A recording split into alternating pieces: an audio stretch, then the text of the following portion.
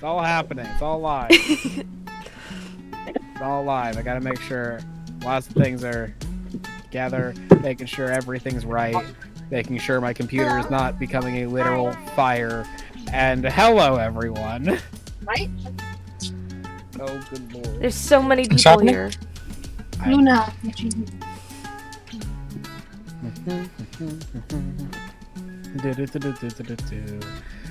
Okay. Hi. So we are officially starting the first session of this adventure for Dungeons and Dragons. And we're gonna all hop in the game in just a moment. And I just wanted to say I'm thankful for all the people who are working with me in this. I'm really thankful to have you all here. We are happy to be here right now. Hi Jade, welcome in. We're starting our first. Welcome to the first session. This little story, because I don't know if everyone actually read the full title that I put into it, but it does have a title, and the name of this campaign is the Winter Frost of Fell Moon Draft. And let's hop up. There's gonna be a lot of us messing around with stuff, and that's perfectly fine. It's gonna happen all the time. I'm used to it. And where's my other one? There it is. Okay, need that. Great. Perfect. Okay, so don't do that to me. Coolio. So with that, we're gonna move on over into.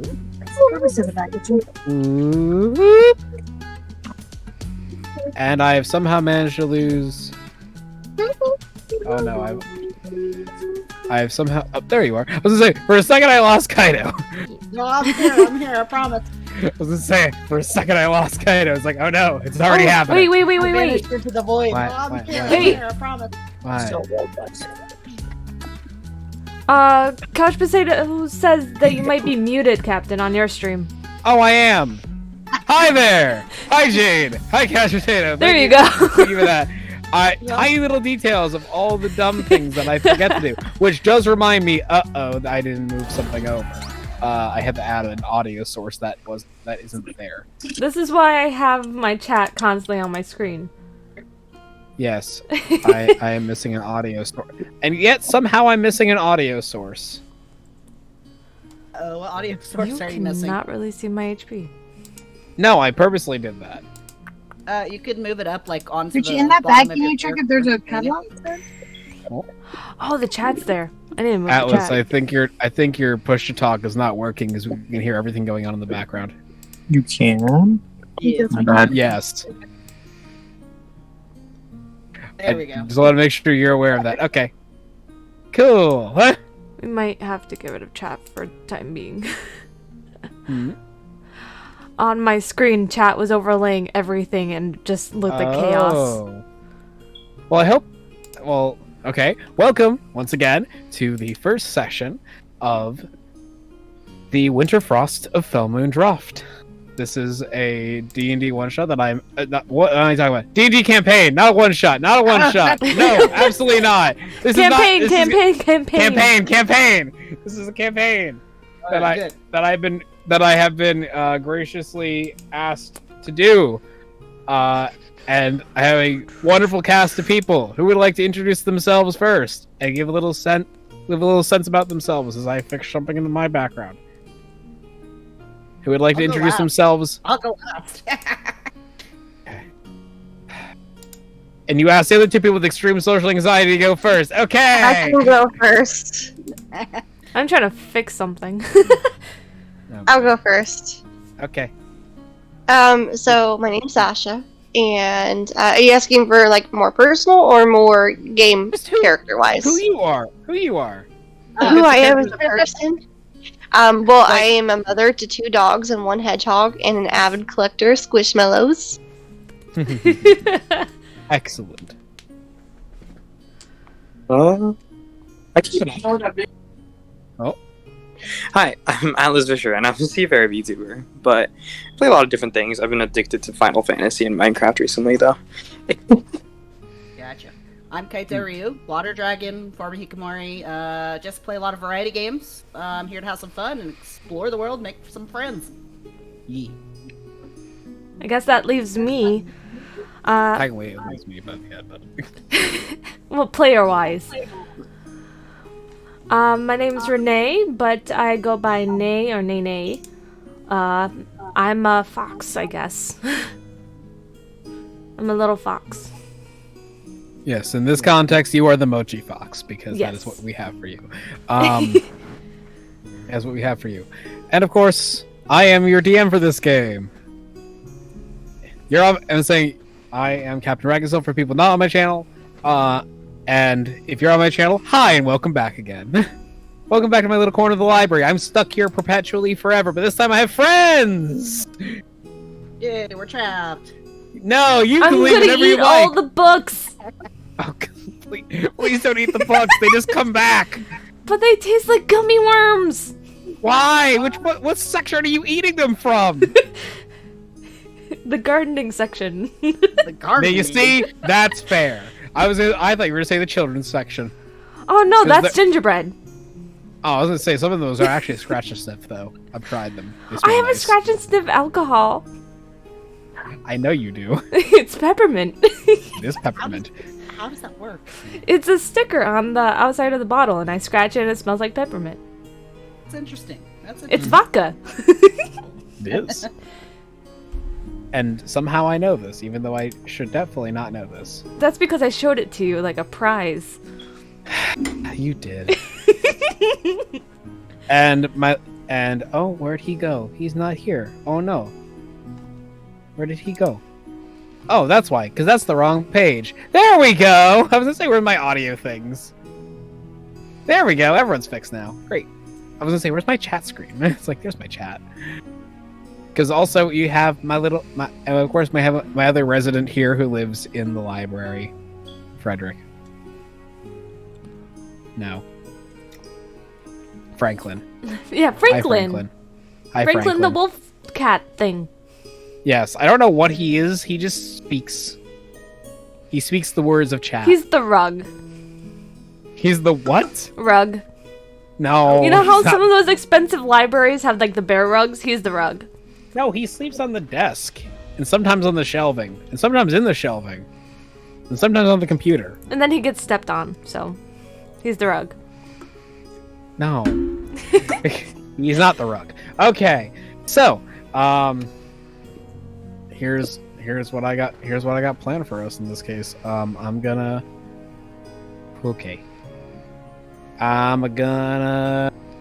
start. I'm gonna drag some people in. Who would like? Is it Who, okay? would, who wants to? So, welcome to the world of Aldercaden. In this town, in this region of the world, in this little country of Aldercaden, there have been many stories of many grand adventures and many adventurers that have come and passed through the many, many, many years. But this is a story of a small group of soon-to-be adventurers taking on soon-to-be quests. What is up to those quests is entirely up to what they find and how they go about their lives. In a little tavern at the beginning of spring, the early days begin. The tavern is relatively loud with standard bustle of others. And you can find a new shining day as a new person steps into the tavern. Who would like to enter first? I'd like to. Okay. Let me just make sure.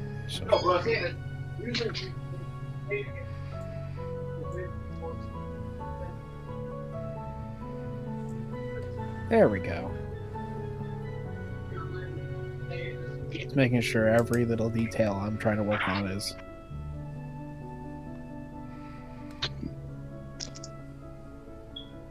Perfect. Good. I have that last little detail. All right. Still, for the time being, this is the door you come out from. Okay. So, who are you, in the sense of, give us a little description about yourself as you walk in and see the flickering lights of the candles, of the candles of the tables, the roaring hearth as you walk in from the which is still roaring, even though it's a little brisk of the day overall. Give us a little description of yourself. So immediately my character likes to focus on who could give her the most information of what she wants. She's someone who really values her privacy and also her security. So the best person for that is she wants to figure out who knows the most information in the room and to go to them. All right. But I was also going to say, could you give us a physical description of your character as well? She is a dark elf or a drow. She is probably around 5'6", 5'7". She has very dark, almost obsidian black hair.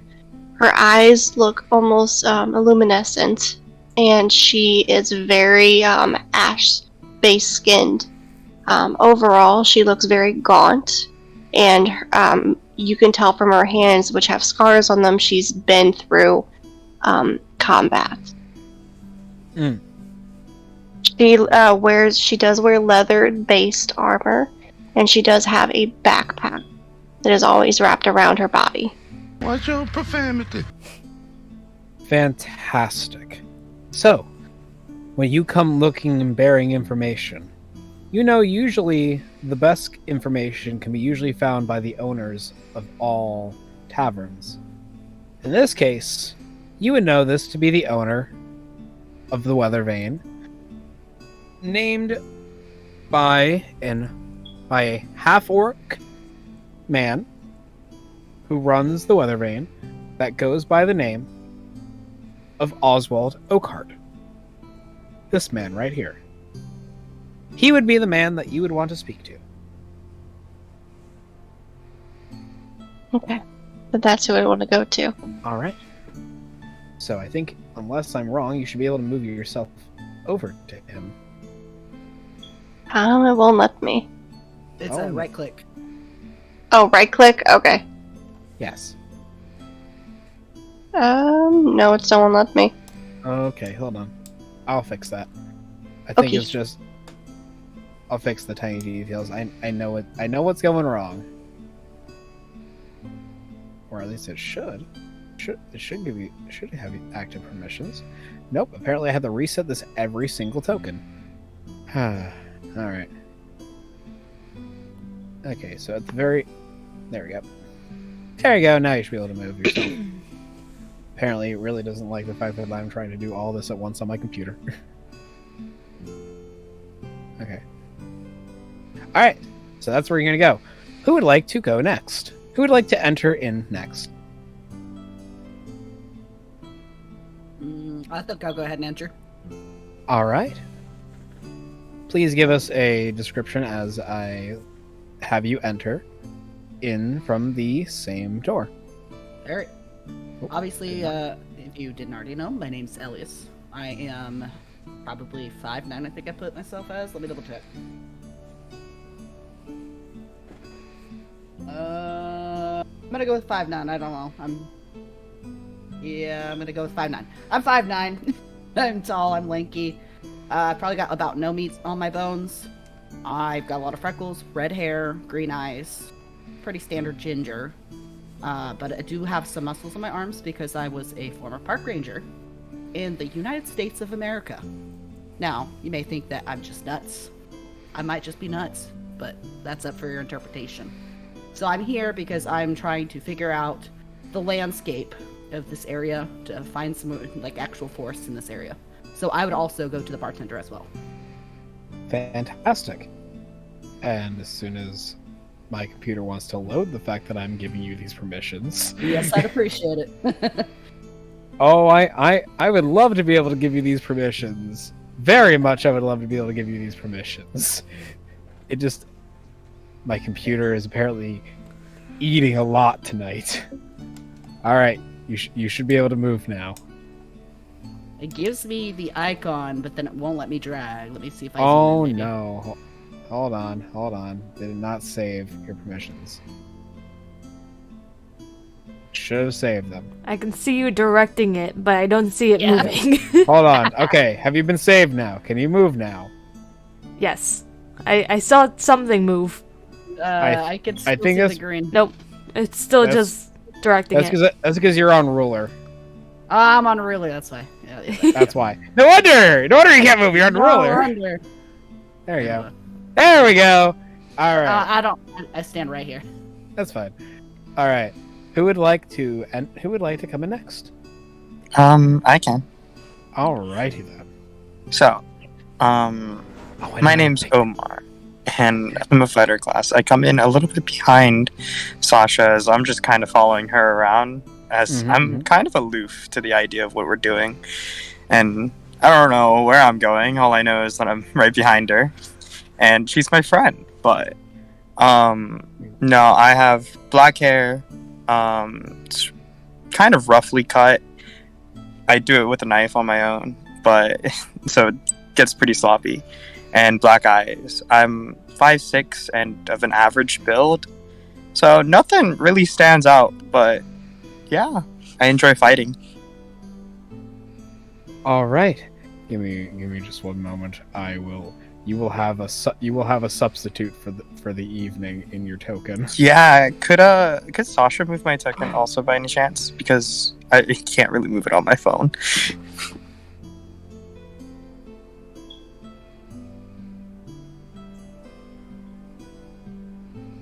I will give you that information as soon as Discord decides to open up again. There we go. It closed on me. Can everyone hear me again? Hello? Yeah, we can. Hello. Cool. Yeah, we My can hear Discord you. closed. It crashed. Oh. Yeah. Great. So, yes, I will give over a I have a few tokens there. This was an issue that I had found earlier that I was trying to solve the problem, but this happened. So now we're going to do the closest variable thing that I have available to me. This is only temporary because apparently we had this issue I learned last second and there was no way for me to fix this.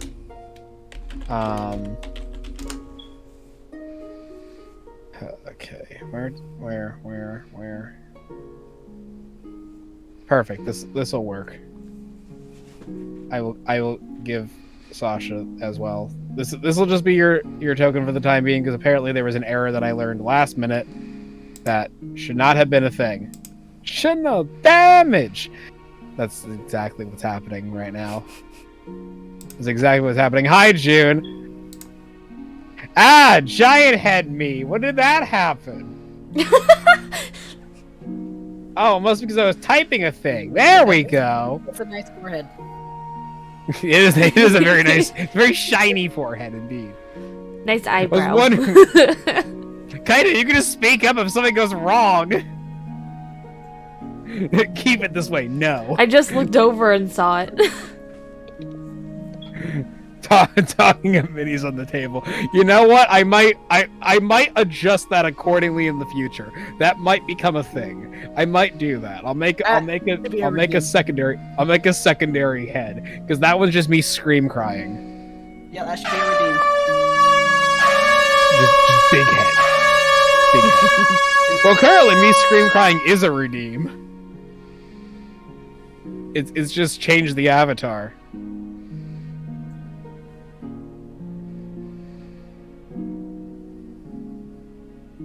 I was meaning, like, why I went silent on Maury's stream. What? I'm confused. I am confusion, June! You've come into me! He's talking to me. Oh. Okay. I was messaging him, so you're fine. Okay. Because I see my chat, it's like, okay. Okay, so, you've moved your way over to that as well. Do you see... do you see a little token right here for yourself? Yeah, he wants me to move him. Yes, I'm just letting you know that is the token we're going to use for today. I see Atlas's token on my screen. I don't see it on your stream, Captain. It's right here. You're extremely zoomed in on your stream. You can't see anything. I know that I did that on purpose. Okay. It's this one. This is the one we're borrowing for the day. So this was a minor issue that we learned literally when I was setting things up, that apparently I have a quota of how many things I can put onto Roll20 in a month, and apparently I hit that quota. So unless I have other people doing it, and it's like I knew I was missing something when I was setting everything up. That was the thing I was missing. So for this one and only thing, we're gonna have this one and only thing, and then finally, that means Naynay. I'm gonna drag you in now. It's your turn. So I should describe my character? Please do. Well, she looks like an average female human. Got short blonde hair about shoulder length, vibrant blue eyes. She looks like she travels a lot. She has a backpack, a jacket, a scarf. Yeah, she looks like a human traveler. She would probably sit on the corner of the bar. All right, then you can move yourself there. True, I forgot about that part. You forgot about being able to move yourself. Fantastic. I can do it. Yes. All right. So, all of you have mainly moved your way over to the bar, which I will, and you all see very, very clearly this half-orc man who is roughly in his late 40s. Scars across his face, a very heavy dark black hair with a dark black beard, and what looks like a chef's apron currently on, which is mainly made of leather, harder leather, mainly because we don't want to deal with oil stains or oil burns for that matter.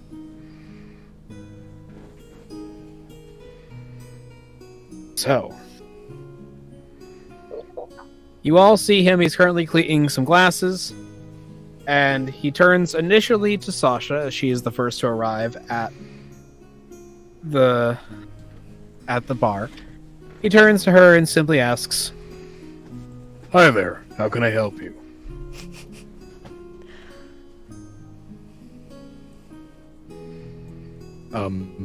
Ma'am?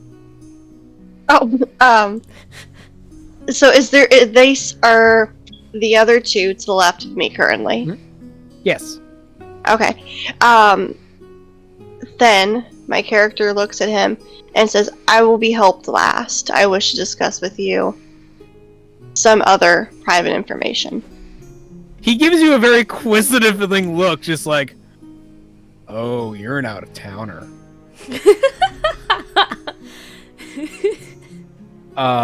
And he proceeds to then turn his glance over to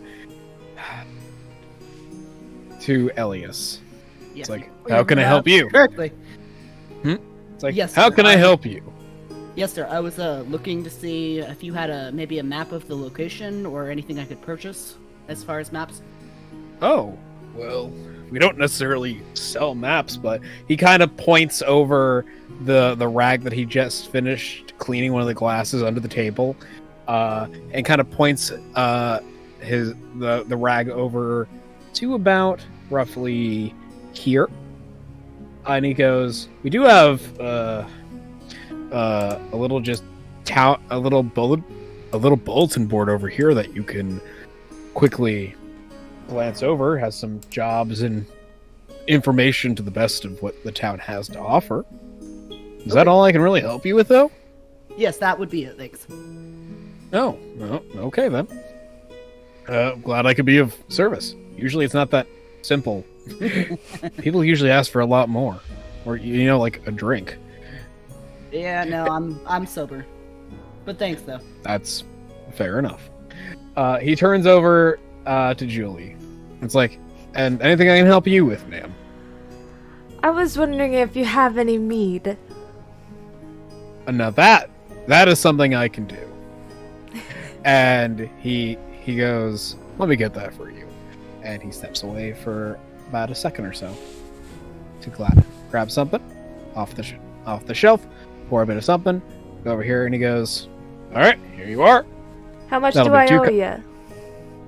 That'll be 2 copper. Here you go. I thank you. And he goes to handle over another patron at the other end of the bar for a moment before returning over to Sasha. And he goes, so, you said you wanted to speak on more private matters? Yes, so How I need private? 3 things from you. The first, I need the strongest drink you have. He smiles. It's like, you could have said that earlier. It's like, that's some easy stuff. And he walks pretty much entirely off screen for a second. He walks almost entirely off screen to the far end of the counter and reaches behind a barrel before coming back. And he goes, I will say, not many people ask for the good stuff. Well, I'm not most people. He goes, The way you say that. It seems a little strange. He pours what looks like, he pulls out what is a shot glass. He pulls out a glass crystalline bottle. The liquid inside is a brownish amber color, and he pours it into the little shot glass. He goes, dwarven stuff. Did he just see you gulp that down before he even finished talking? And I relax my shoulders a little bit, and I say, on to question number 2. So I'm going to assume that was a yes. Yes. Because usually people pay first before even trying to doubt that. So preference, do I still have 10 gold in this? Yes. Okay. Yes, you do. He was gonna go, that's technically, he goes, that's a silver. As you kind of put the empty shot glass down. As he's kind of a little shock and awe at seeing you down what is technically strong dwarven whiskey. He is kind of in astounding fear of seeing that. And he goes, well, that's a silver, and then I'll gladly help you with your next one. If anyone can down something like that, you have my attention. My second question is there anyone here selling not so savory items? He gives you one of the strangest looks he has given a person in a while. And he goes... He kind of just breathes heavily for a moment outward and just and thinks kind of hard for a second, like, that depends on what your third question is. My third question is, who is the most unsavory person here? He has a bit of a darted eye look and kind of gestures with his hand to an empty spot at the far end over here. And he asks, it's like, could you step aside over here for a moment as he moves himself over there? And he moves himself over to that. And he goes, listen, I don't want any trouble. I say, we won't have any if you give me the information I ask.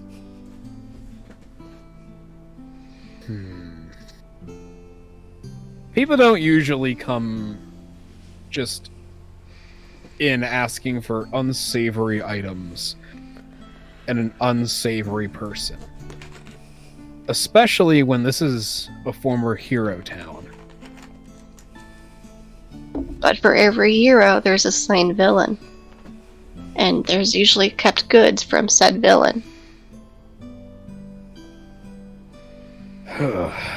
Unfortunately, I don't have much of an answer for you outside of if there was that sort of thing, it's not here anymore. It would have been moved to the capital city a long time ago. I sigh and I look down. And then I look back up at you and I say, thank you for your time.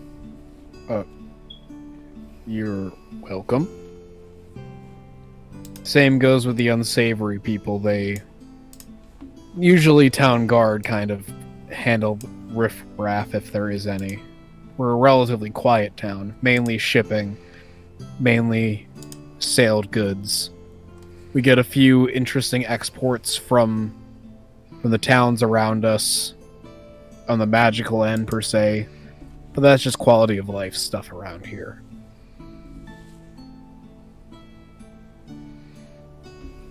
But if that's all I can really help you with, I do still need that silver. I grunt. I open up my satchel. I give him that silver, but not before taking off my glove to show the scars on my hand and then to put it in his palm. And I walk away. He does not stop at any hesitation to take it from you. He sighs and he goes, and I thought it was going to be a normal day today. He heads back over to the other two. He currently heads back over to the other two at the end of the bar. And just go, specifically at this point, to Julie, who I assume is the only person left at the bar. Yeah, if I could move myself, I'd move myself. Oh, you can't move yourself? No. I know, left click. Yeah, no, okay, I'm good. There you go. All good, Yep, all good. yep, there you go. Let's say.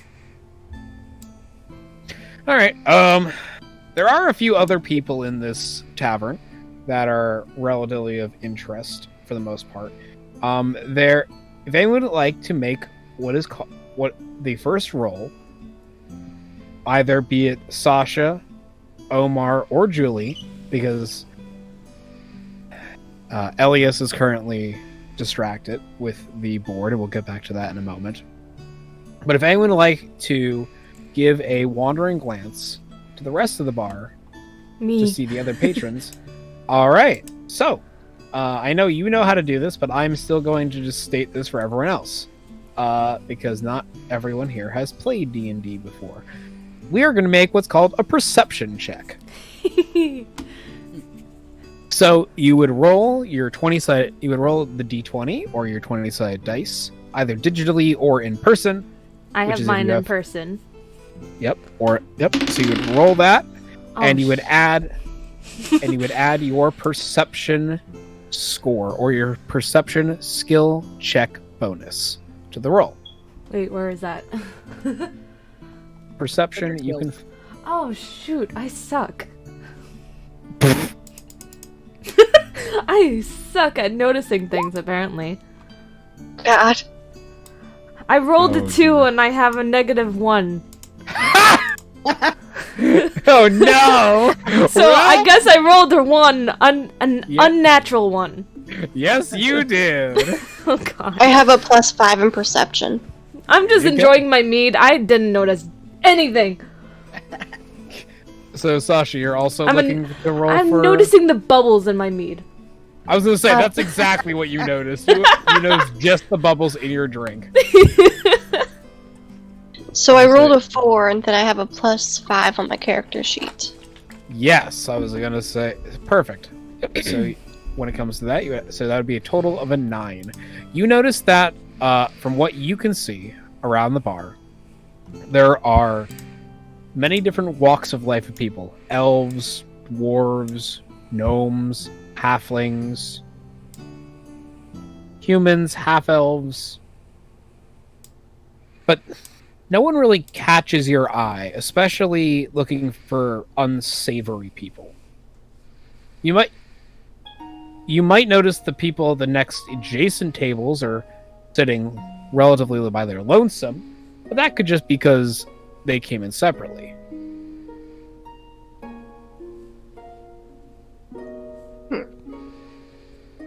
Am I allowed to walk up to different people? Absolutely, you can do whatever you like. Just tell me what you'd like to do.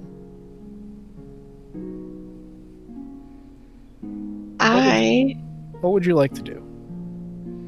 Would like to talk to the person directly on the table next to us. Ah, the girl fantastic. with the red coat. Fantastic. All right, perfect. So,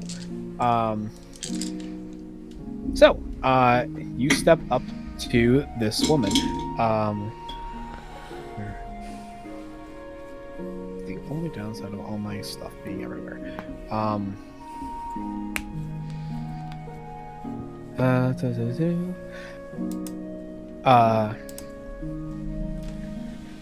So, as you step up to this woman, you see she has dark brown hair that flows poofed up, but it's not done professionally per se. It's just naturally in that shape and naturally in that volume.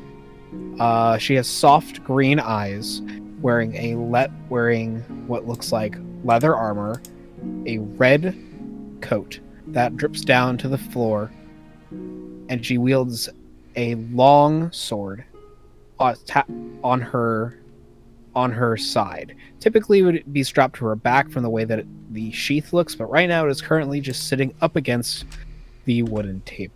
She sits by herself, with a dagger stuck directly into the table itself, trying to give an air of, I'm not necessarily the person you should be talking to. But you're more than welcome to speak to her. She is human. So, with that, I go right up to her table and I sit next to her. We make eye contact. And she gives you a glare. And I use my left hand to slowly grasp the dagger that's embedded into the table. I look at her straight in the eyes and say, "So, what kind of stranger are you doing here? What brings you to these parks?" It's the natural place for me to be. Nothing more than my daily... But you're certainly not from around here. Especially because you have the guts enough to take what's clearly not yours. That's what I do best. Now, I have a question for you, if you don't mind, since you obviously seem to be, comfortable with this place. You must know some stuff about it. Oh, I do. But I don't answer questions to people who just take stuff that isn't theirs. I didn't say I was taking it. I'm just merely looking at it. I never put it in my pocket. You have eyes. I merely just touched it. She goes, you have eyes. I do have eyes. And so do you. It would be a shame if you lost one. Her glare gets darker at you. In the sense of, she very much wants you to let go of the dagger. If you would like to you can make one of two checks right now to understand why she is doing this. You can either make a perception check to see if she's giving off any suggestion, more so than just the glare, or you can give what's called an insight check to read her expression further.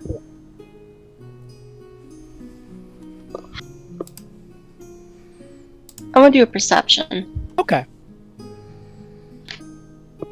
So same as before. Rolling a d20 and then adding your perception skill to it. Okay. And then I have a +5. Yes, perception. you do. And then I rolled a 17. Fantastic.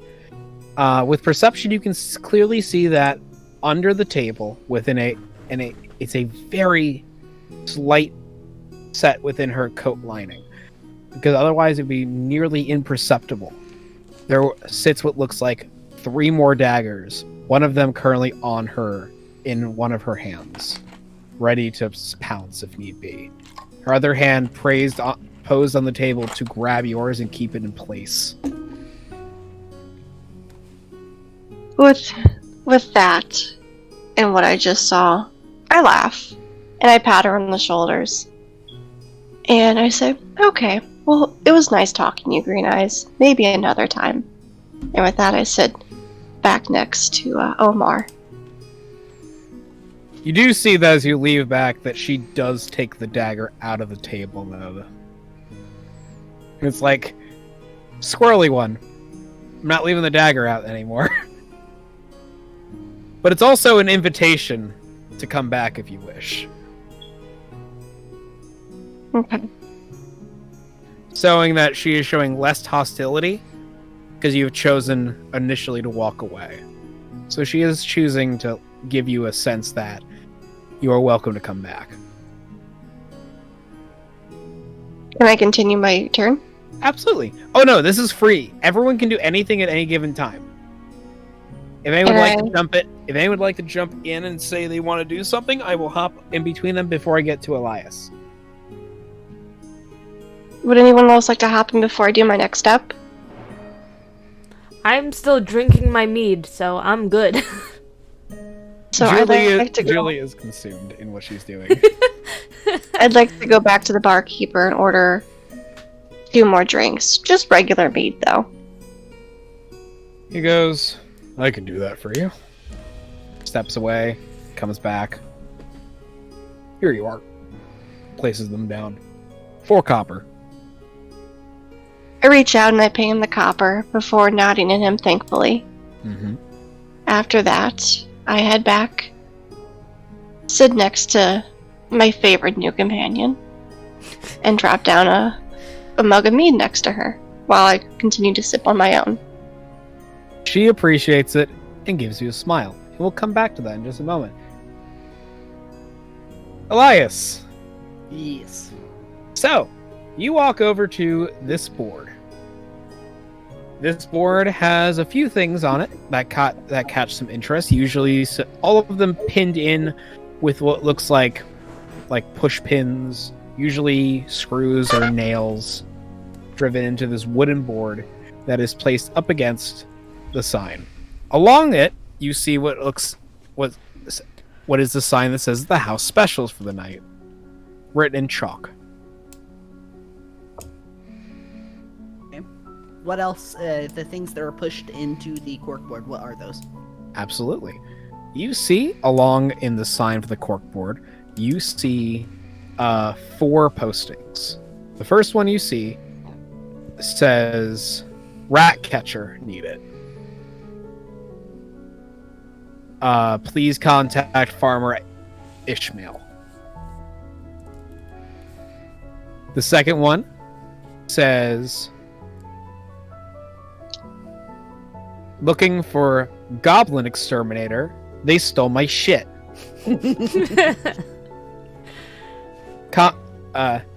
Look, I'm saying, need help immediately, please. Like, seriously, please, seriously. It just keeps dribbling on and on and on, like a madman started to write it. All right. But it kind of like scrolls all the way to the floor. With the same repetitive sense of, please help me, I'm scrawny and weak, I need my assistance, they stole a bunch of my shit from my shop, I'm gonna lose so much money, just like my boss would be so angry at me. Okay. The third posting, you see, is half there. It looks like because it is a little prompt for acting classes at the local theater. And a few little slips are pulled from it. Okay. And finally, the last one is what looks like a set. It looks like a contact number for a guided tour. Because this is a hero's town, after all. Okay. It says, hit the stops. Heroes Town. Gildavir. The City of Heroes. Okay. Now, is there any pen or paper anywhere nearby, anything like that? There is a quill, yes. Okay. But it doesn't. It's kind of messily slopped onto the. Like, the inkwell itself is kind of messily slopped onto it. It is just for all patrons to access, but it doesn't look like very full at all. It is nearly empty. Okay. So, Elias attempts to use the quill to write down the information for the guided tour. All right. You get that information. It basically seems that it runs once a day, roughly around 9 o'clock in the morning, or what's roughly 9 a.m. Because it was roughly 9 a.m. It is met by the statue in the center of town and run by a Mr. Brigadier. Could you spell that for me? Yes. Thank you. BREGDEAR.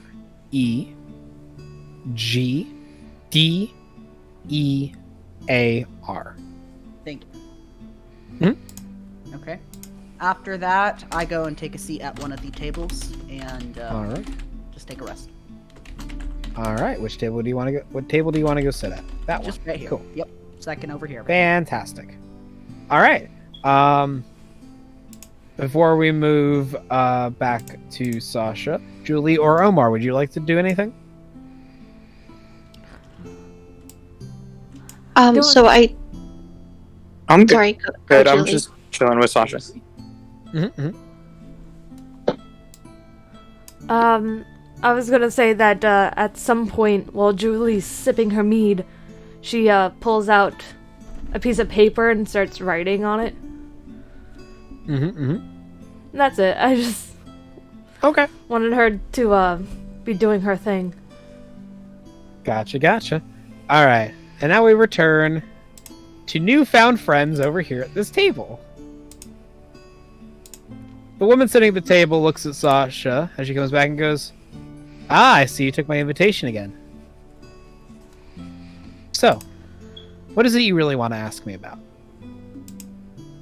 Well, first, I don't think we can really get to know each other without knowing each other's names. So what's yours? Where are my manners? My name's Sign. Sign. Cyne. And what's your last name? It's just Sign. It's just Sign. Well, my name is just Sasha. She smiles and goes, nice to meet you, Sasha. I use my right hand to slightly tug at her red coat. This doesn't seem to match your other pieces of attire. Where did you get this? Family? Treasure? Scholarly? Nothing really of that nature. Just tailored. Uniform attire. Uniform? Do you belong to the guards? That'd explain why you have so many weapons.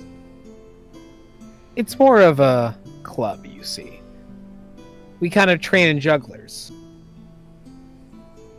Knife practitioners, if you call them. I There is a see. theater in town, after all. So you're an entertainer. Most certainly.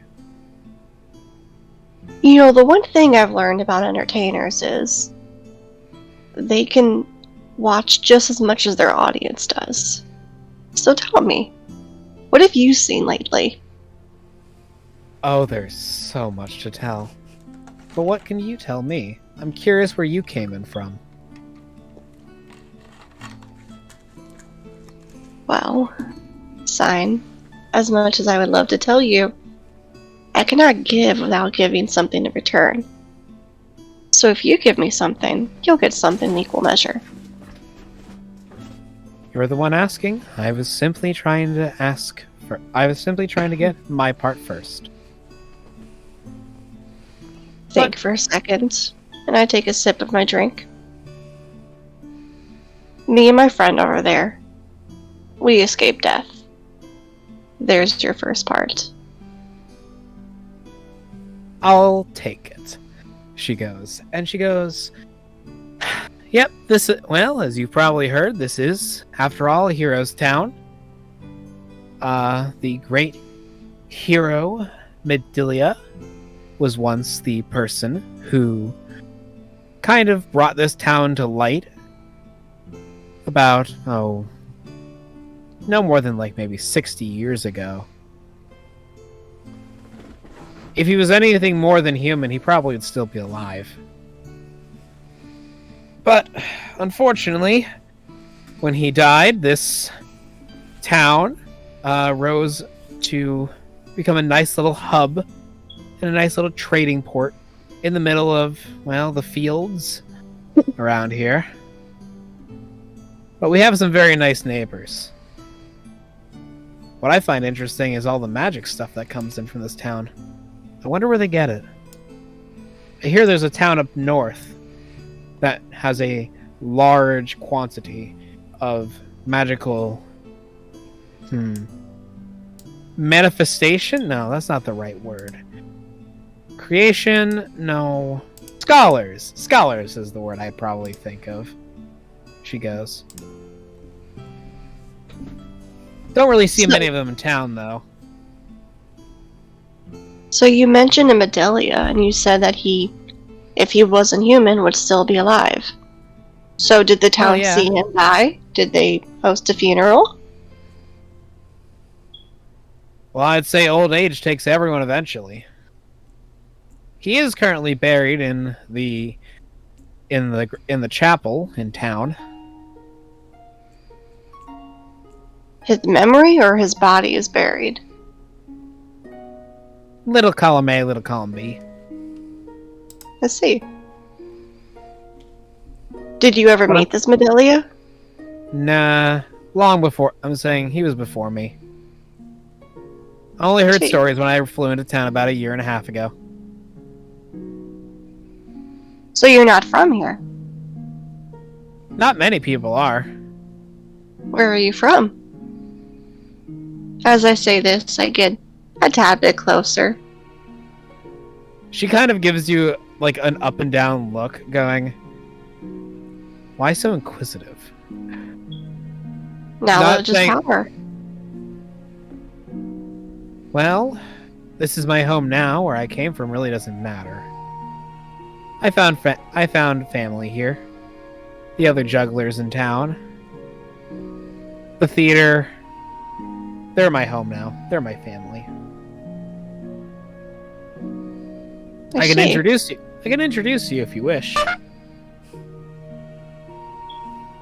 After all, smile creeps on my face. I would think I would like that if my friend is allowed to come along as well. Oh, absolutely. In fact, she points behind him to a dwarf that is currently sitting over here. I'm gonna ping it real fast for you. Sitting over here talking to a older man, what looks like a butcher. Hello? But kind of finished for the day, just having a nice drink. You see this dwarven man, a little bit of dark hair, big brown beard, a pair of glasses, currently sitting at the edge of his brim of his nose, laughing heartily. I look back at the sign and I ask her, "What's his name?" That's Buggy. He happens to be the troop leader. He's the one who runs the show. And what is your position here, exactly? Just a juggler? Oh, I'm usually the opening act. People like seeing daggers thrown in a very rapid movement. And she begins to like move one of the daggers between her fingers like you would a coin. But it doesn't ever cut her. That is remarkable skill for just a juggler. Why, thank you. It takes a lot of practice. What kind of practice? I look at her inquisitively, looking for any sign a bloodlust. Oh, you definitely can see there is some former but faded bloodlust there. I smile. And I say, I think we're going to be good friends. I think so too, Sasha.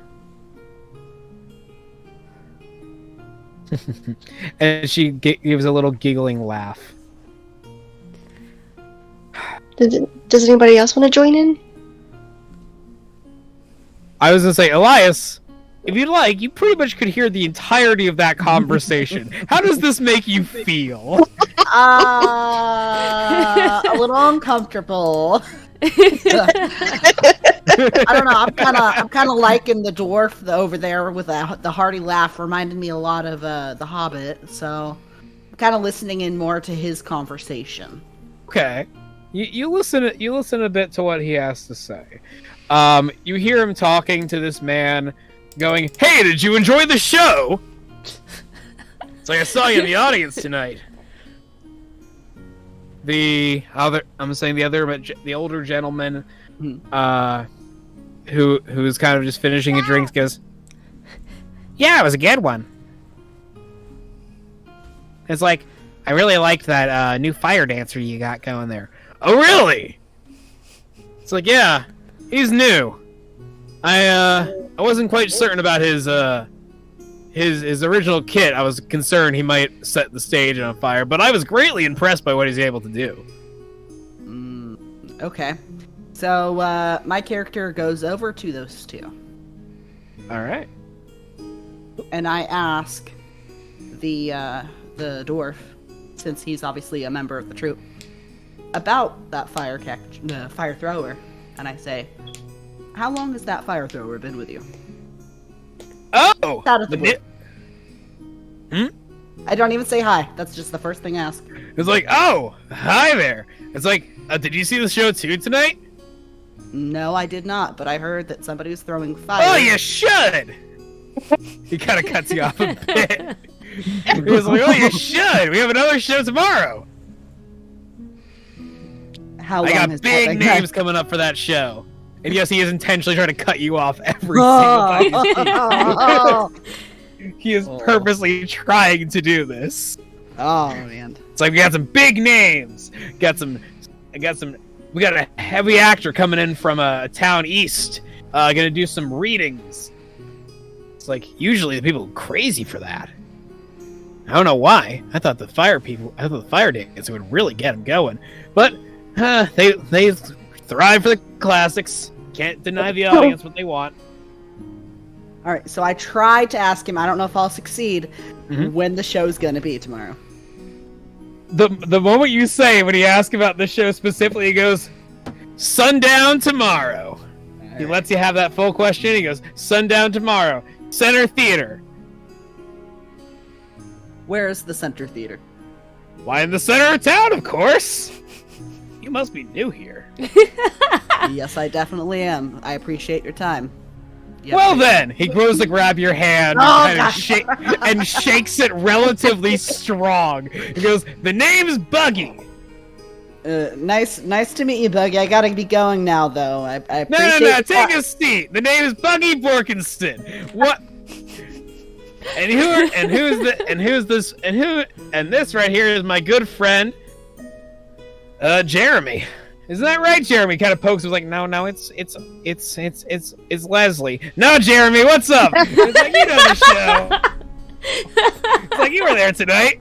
It was like, it kind of like forcibly kind of brings you into the seat. I give Leslie a side eye, like looking at Buggy and going, Leslie gives you eyes like, oh great, you're stuck here too. Why do you think he's in the corner? Oh God. You had the better spot. No. Alright, so I ask Buggy, just what he's got going on. Like, what does he do with the circus performance? Ah, you want to hear about the finale? All right, I love to hear when people talk about the finale. He kind of slams heavily into the table. He goes, let's see. And he goes, I've done tightrope, I've done magic. I've done death-defying feats far from the top of the stage. No one ever believes the dwarf when they see him drop 40 feet from the air into a bucket. But I do it. Every show. Buggy, how long have you been doing this, Buggy? 70 years! How long do dwarves even live, Buggy? He laughs incredibly hard. We live for a very long time, little man. Little man. I'm taller than Dan Dwarf, damn it. Buggy. Absolutely you are. I love it. Alright, see if I can escape, if I can slide away from Buggy, if he's gonna keep me. See if I can move. He is I try to back away. He still has his hand on your wrist. He hasn't let go yet. Buggy, can I buy you a drink, Buggy? Oh, sure. Leslie, can you get us a drink? Leslie freaks out at the intention of getting away. Looks over at Elias and just gives you a look of good luck and walks off and just disappears. Oh my god. Alright, well, Buggy, my dude, my man, I gotta use the toilet. That's a shame. Well, I guess I'll have to come back. After all, your drinks will be waiting for you when you come back. I thought he disappeared. I did. I made Leslie disappear off to the counter. Oh, okay, it's off the counter. Where do I go for the toilet in this place? He kind of points off a bit up the stairs, in a direction up the stairs. All right, So I'm around. over there. All right, I'm direction. taking my place over there. He continues to take one of the 3 flagons of ale that are in front of him down while both you and Leslie are gone.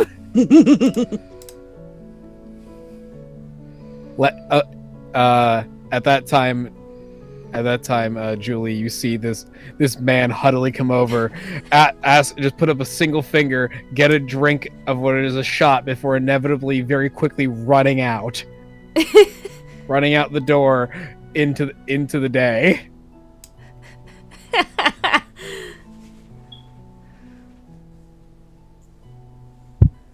So, at this moment, you see, aside from the standard common folk entering in and out,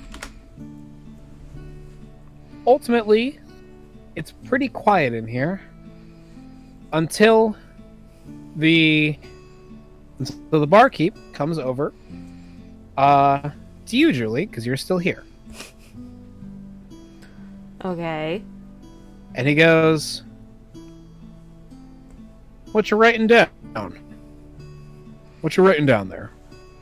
Just Not many people take notes. It's just some observations. Oh, you're interested in what goes on? Well, I can answer a few things for you, possibly. Sure, tell me what happens in this town. Well, it's kind of a little hub here and there. We have the standard tours. Nothing more than a gilded way to show off a long dead hero. Doesn't What's seem the very hero? happy. He lets you in a little more in like specific detail about a few needlessly named people that kind of just drivel out of your mind. Like, it's just a list of people that are not really important at all. Okay. Like you've never heard of any of these people, and they don't match any descriptions of any stories that would have been heard in anywhere else. He goes, mainly they're all just made up, to be honest with you. Something to catch people's attentions, to bring in a larger crowd, to get money? Pretty much. I And understand he kind of gestures over to it's like, how else do you think I keep this place nice and tidy? Look at the size of it. It's rare that you see it in this big. Especially in a town like this. Anything strange recently? Well, I would say that of all the things that have happened, as of recent. I did send out a merchant courier recently over to the town of Fellmoon Draft. They should have been back about 2 days ago. Haven't heard anything? Haven't heard anything, actually. You're right, I haven't heard anything. Do you... I sent a letter out, but that should have gotten there by now. Are they supposed to report to you, or are they reporting to someone else? Well, I hope they're reporting to me. I sent them to pick up a shipment from there. What exactly is in that shipment? Just more drinks? Oh, no. Fellmoon Draft is a wizarding town. The place is filled with magic, ancient history, long traditions. But they have a very good talent. A talent that I've never seen in any other town in the entire country before. They're able to get their scholars to be able to write down magic for even the common folk to learn. Nothing Very too fancy here. Yeah, nothing really fancy here and there, but a little, and he just waves his hand, a little bit of this, and you just see a little stain on the table just disappear. Doesn't hurt. It doesn't. To be able to do simple tricks like that, it Well, helps certainly. every once in a while. Absolutely. With broken example. glasses and stuff. Yep, If a fight broken ever gla- breaks out. Broken glasses, raising my voice to keep keeping the fights down. And he looks out, he sees one of the windows, it's pretty light outside, he claps his hands. And all the shutters just kind of knock open for a second. It's like, oh, let's get some light in, shall we? Nicely nice done. day. It's a nice day. I can do the same to close them. Nice. It makes closing up shop real easy. But I find it very strange that I haven't seen anyone. I haven't heard from them in a while. Ooh. It's kind of concerning. Well, I'll see Especially if I because- can find anything. You know, people see things, they don't always mention it. That is ultimately true. In a moment or so, you see what looks like a man. Actually, sorry. You see you see a man, longish blonde hair in a red tunic, come in through the main doors. I'm gonna adjust that up. Coming through the main doors, and what looks like in a rough, brisk hurry, and continues to move his way over to the main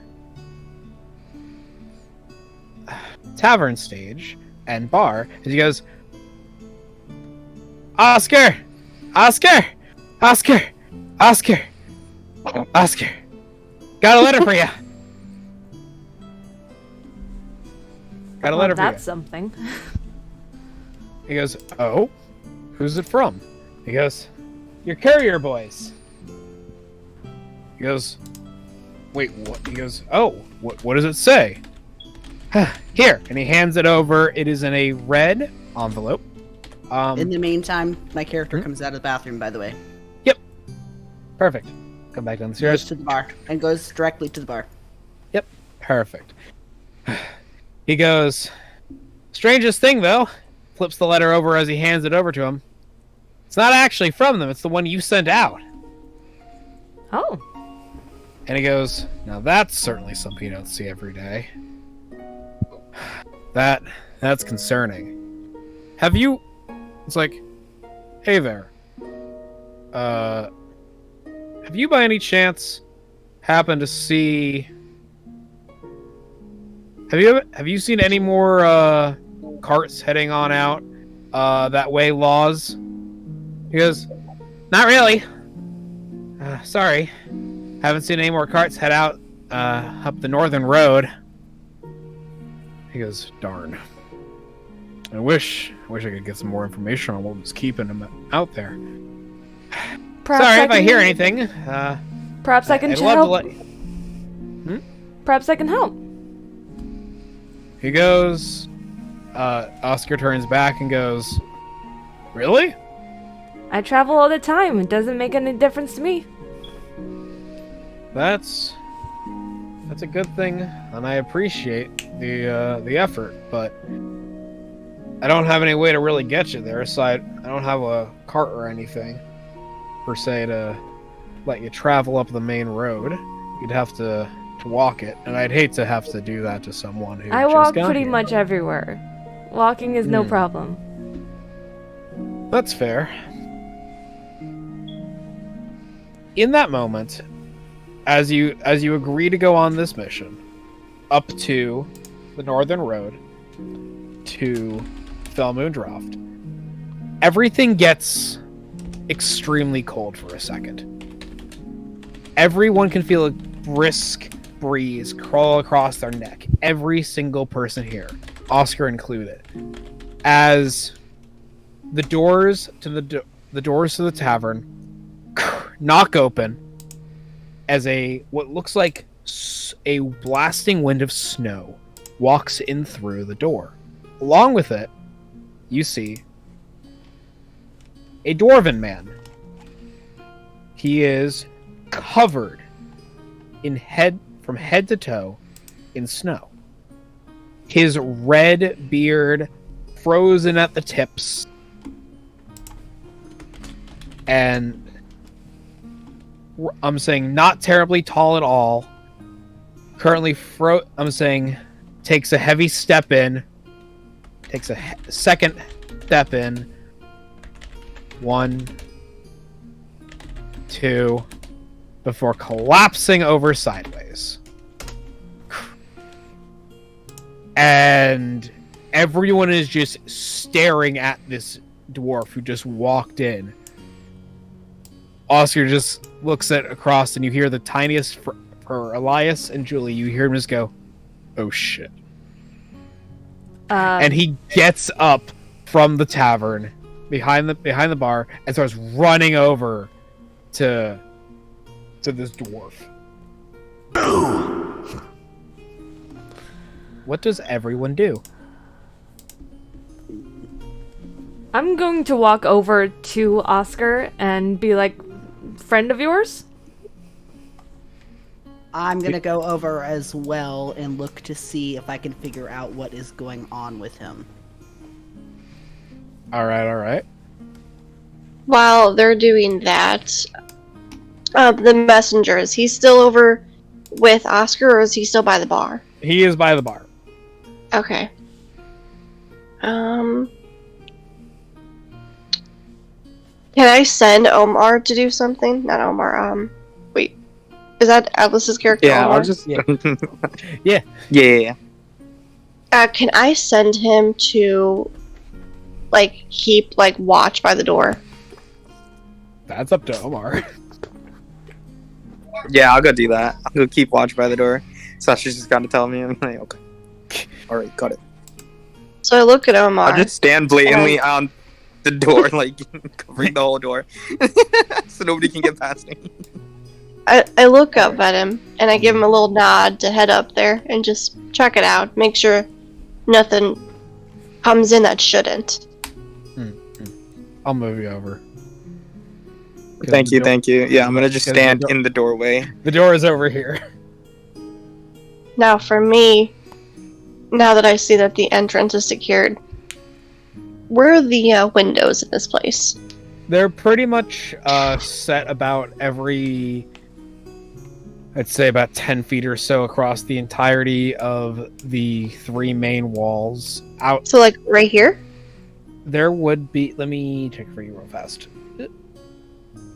Yeah, I'm saying roughly about where you see every one of those is about a window. Okay. And they're all currently open. Okay. Can I tap on Sign, the girl who I've been talking to, and say, "You want to check this out with me?" And point towards a window?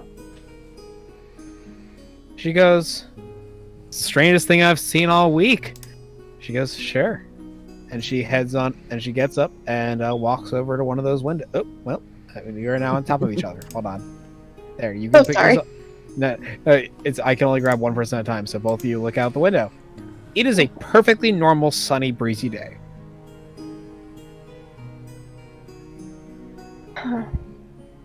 It is still clear skies. I look inside and say, has anything like this happened before? Not that I'm aware of. This is the coolest thing that's happened ever, I think, to be honest with you. Especially now that she looks out through the window again. Yeah, this is definitely the weirdest thing that's ever happened, I think. She actually has excitement in her eyes. Like, nothing cool this ever happens around here. I flash her a wicked grin.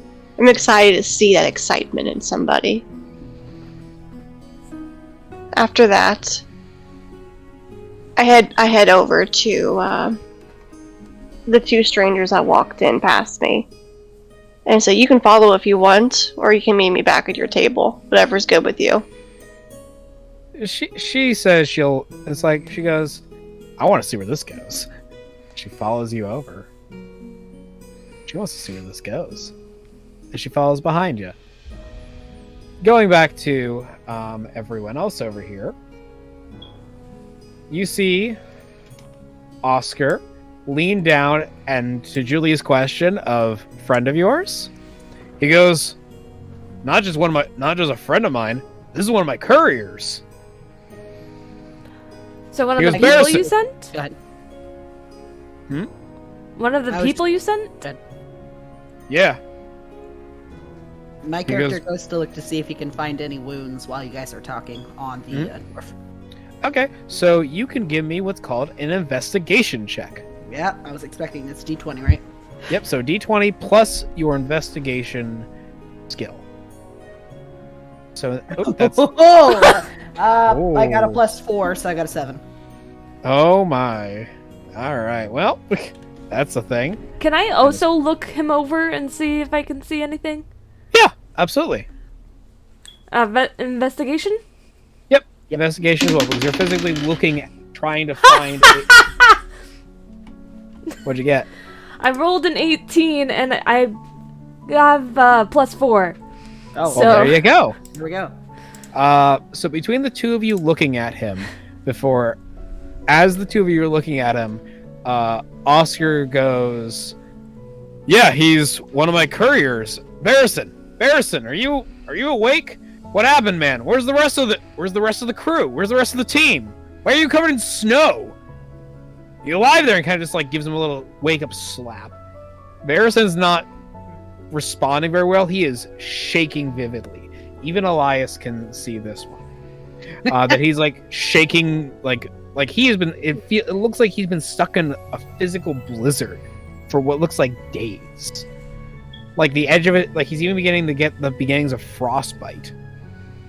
Well, it's a good thing he's in front of the fire. Snow. Yeah, we need to get him closer to the fire.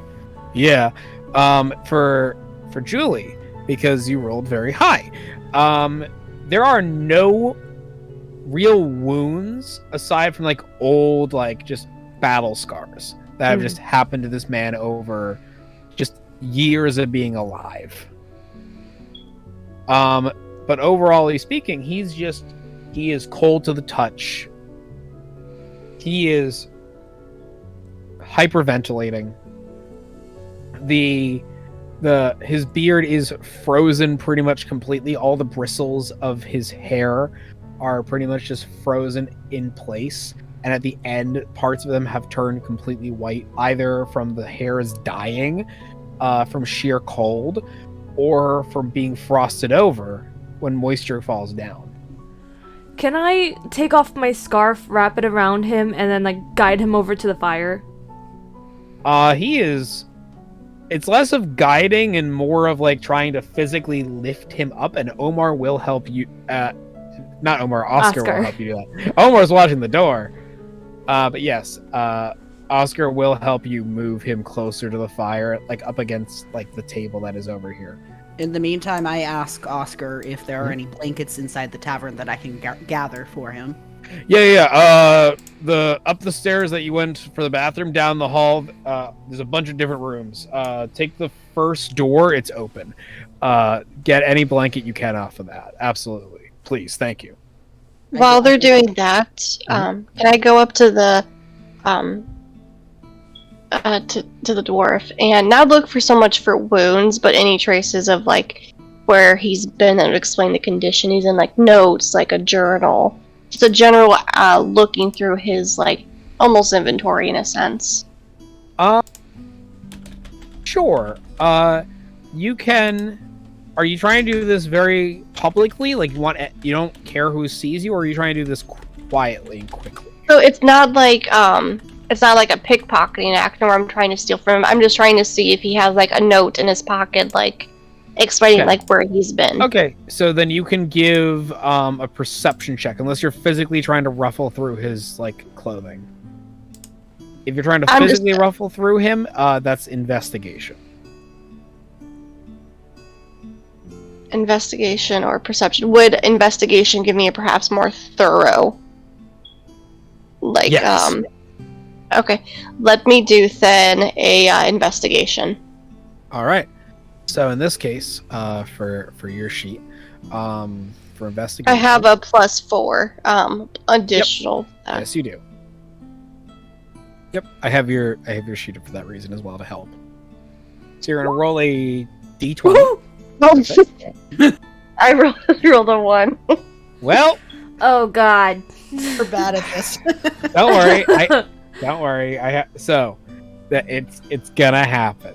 So you as you are looking through his coat pockets, you find what you initially think would be like where like what would you think is a note or something of some kind, or potentially like even within like his satchel that is under his coat, where you would imagine like a journal would be.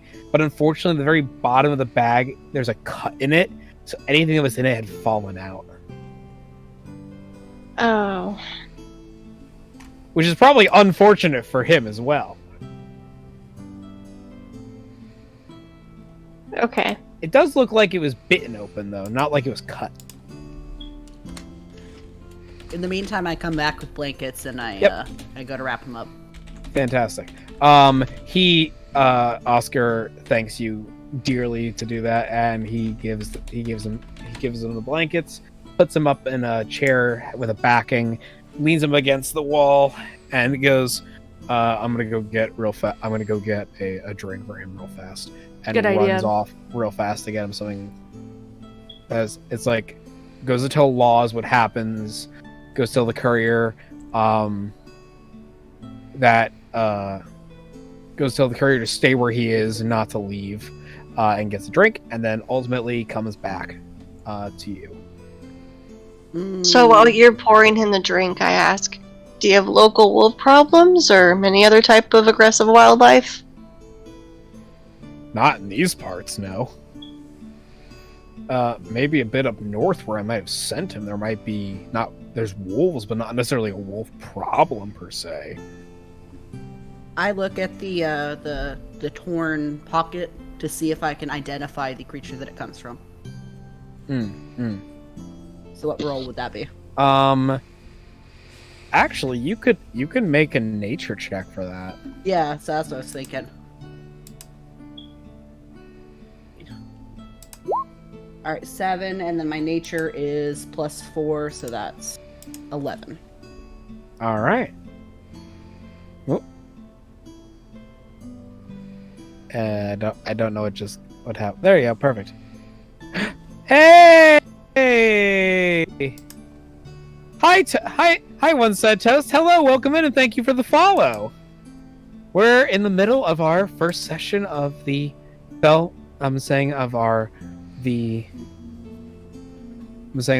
first session for the Winter Frost to Fell Moon Draft. Thank you for coming in. So with that, you can tell with the 11 for the nature check to see what kind of bite inherently would cause this kind of damage to a bag. Mm-hmm. You can tell that it's like hardened fangs, and something with definitely canine-like, and most likely a wolf, but you're not 100% certain. Okay. Good to know. Can Julie look at the man and tell if he's with them or like zoned out? Yes. In that case, it may sound weird, but I want you to give me an insight check because or even perception. Both can work. Okay. Insight if you're trying to like see if he's faking or if he's really, really out, and perception just to see if he's like conscious. Well, I have the same bonus modifier for both of them. I rolled 11 and they're both -1. Oh, jeez. So I got a 10. You can see he's breathing, so you can tell that he is inherently with you, and it's gonna take a few minutes or so before he like fully comes to, but you can guess he's gonna recover. Okay. At least recover enough to be consciously awake. Oscar... Oh, sorry. Thank you first. Can I like try to get his attention and try to get him to like talk? Is he at that point yet where he's warmed up to where he could be somewhat coherent? In about a few minutes, probably, but not this immediate second. He did just come in and kind of pass out. It's only been about maybe 2 or 3 minutes since he walked in. Oscar turns to everyone and says, and he goes, "Give me a second. I have to go see what." He has like he kind of fumbles for the letter. It's like, shit, I left it on the I left it on the counter, and runs over to the counter to see if there's any bit of information, and it's like see if it even made it there or back. He goes to Laws and starts talking with the courier who came in with the letter, leaving the 4 of you, including Omar, who is currently standing by the door, alone. I turn to Julie and I ask Julie if this is the courier that they were talking about at the bar. I believe there was more than one carrier. This is at least one of them. What I want to see is, does Julie know if there's naturally snow in, what is the town's name? Felmoondraft? Felmoondraft is the town north of here. It's about a 2... Does she is there naturally snow there? Does she know? No, you would tell that, being the fact that it is spring, this is an oddity for certain. So they don't naturally have snow around this time of the year. Not necessarily, no. Okay, so this whole entire situation reeks of strange. Oh, absolutely. Julie's just kind of waiting for the dwarven man? Mm-hmm. You said he's dwarven? He is dwarven, yes. She's just kind of like waiting for him to be with them in the room, so then she can ask her questions. She's just waiting patiently for him to warm up. Mm-hmm. I don't know if this is a thing. I look to see if there's any noticeable signs of a spell being cast on him of any sort. Yes, you Isn't that arcane? That is arcane. That is arcane. And that's a D20 as well. So you can do Arcana check. Okay. Just to see if there's even basically some residual magic that is on this dwarven man. All right. Mm-hmm. So how are you today, Toast? Well, I'm trying, but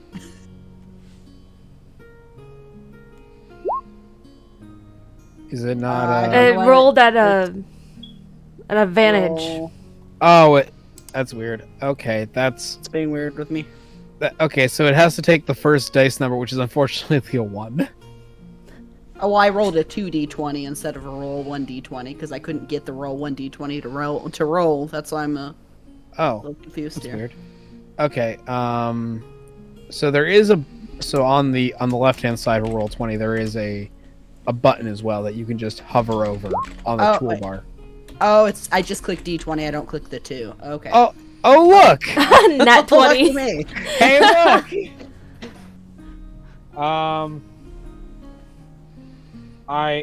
I will say of all the things, with that roll, you get the... It's not that there's magic directly casted on this man, on this dwarven man. But there is residue of magical energy that does radiate from the cold and the snow that is on him. Okay. I tell both Sasha and Julie what I found. That there is magic in the air. There was something magical about the area he was in. However, he was not directly casted upon.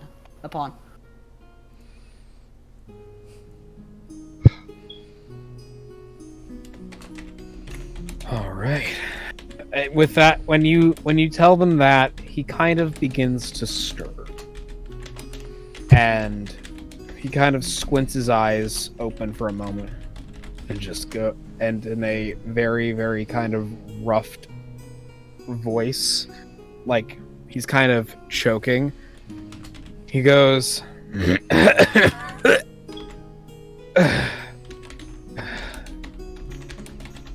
"Who are you? What am I doing here? Did I escape?" Julie gently places like a hand on his shoulder and explains that he's in Oscar's bar and that he's fine. He should sit there and continue to warm up. And if he can, explain what has happened to him the past few days. He takes a heavy sniffle in to catch whatever he can, and you hear like him cracking his joints a bit from stiffness, and he kind of straightens himself in the chair, not taking off the blankets put on him or anything, just slowly begins to sit up straight, and he goes, "Is it true? Have I made it back to the weather vane?" I'm looking at the three of you. Yes, sir, you have. What did you mean by escaped? Where were you being held? I wouldn't really say it's held per se, but on a simple job. Take empty cart, sample supplies, trade it for magical equipment over in Fellmoon Droft. Make the way back. Made the trip before. Me and the others. But didn't find it all that strange. Quick cold wind coming up as we make our way there. But the longer we stayed, snow began to fall. Got packed tighter and thicker. Made our way, tried to leave. Things like, oh, we best be going before it gets real heavy. The wind picked up more.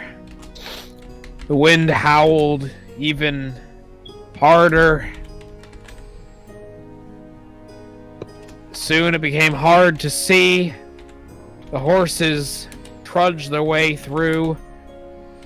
And when we thought we made the clearing, we just made a clearing back to Fellmoon Droft. Didn't leave the town at all. Asked to speak to the mayor, see if we could see if there was something strange, as we were not expecting to stay this long, hoping that we could get an accommodation. Kind man he is. We got the recommendation, but we got the recommendation, got the hospitality, but nothing seemed odd about this storm to him. Told us to wait a few days out. Storm didn't wait out, though. Kept getting thicker each and every day. Eventually we tried again and again. On the third time, seems I made it out.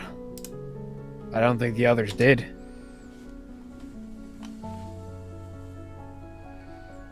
So while I was looking through your belongings. I noticed you had a satchel that had Sorry, a.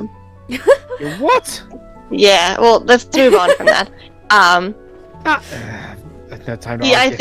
think there are worse things than Exactly. No time to perhaps argue here. that.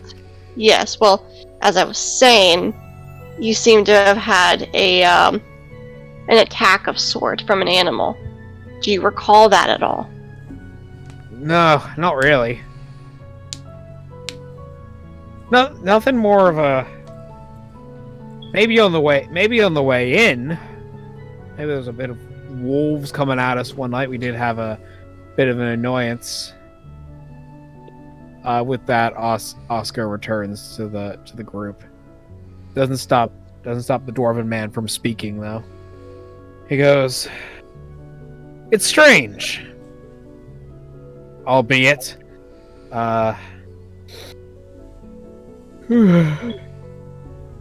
yawns and shudders a bit. Nothing. I wish the others made it out. I hope they were safe. If it's anything like the other days, they just made it back in there. Oh, those boys and girls, they're gonna worry about me. Can't risk going back in there." And I can. looks at Oscar. Thank you. Takes a swig of the drink, and is like, that's the good stuff. That'll warm me up." And this one's like in like a whole tankard.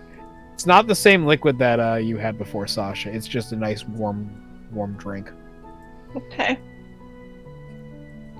He Oscar seems oddly calm for just having potentially lost all of his peers, friends in a massive snowstorm.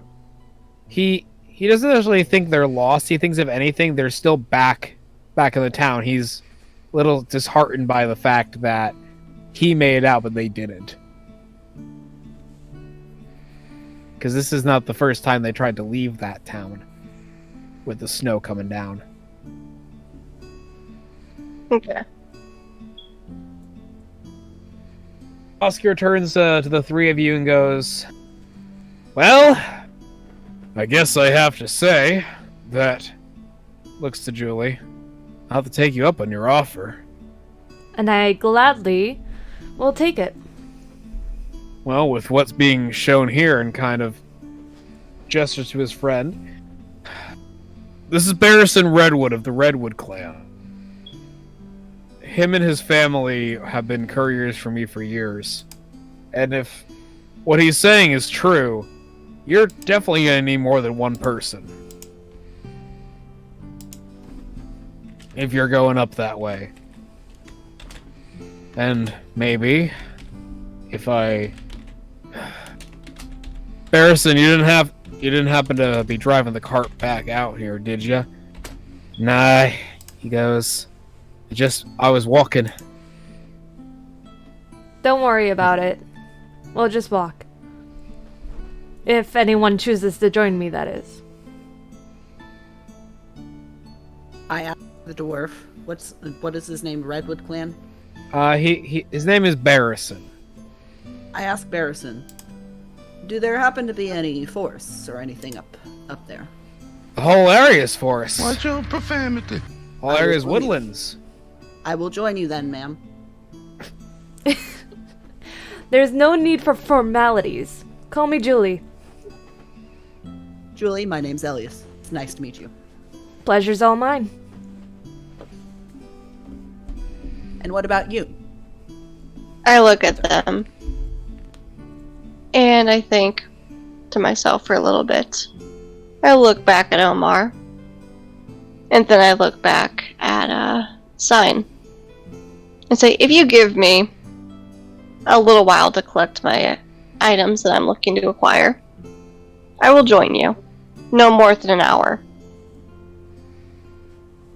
Sounds fine. Sounds reasonable. I look to Oscar and I ask if there are any accommodations in the area. To stay the night. Well, you're more than welcome to stay here. It's not free, but it is a night's stay. I turn to the others and I I approach them and I say that it would be better to start off at dawn rather than in the middle of the day when we don't know what we're getting into.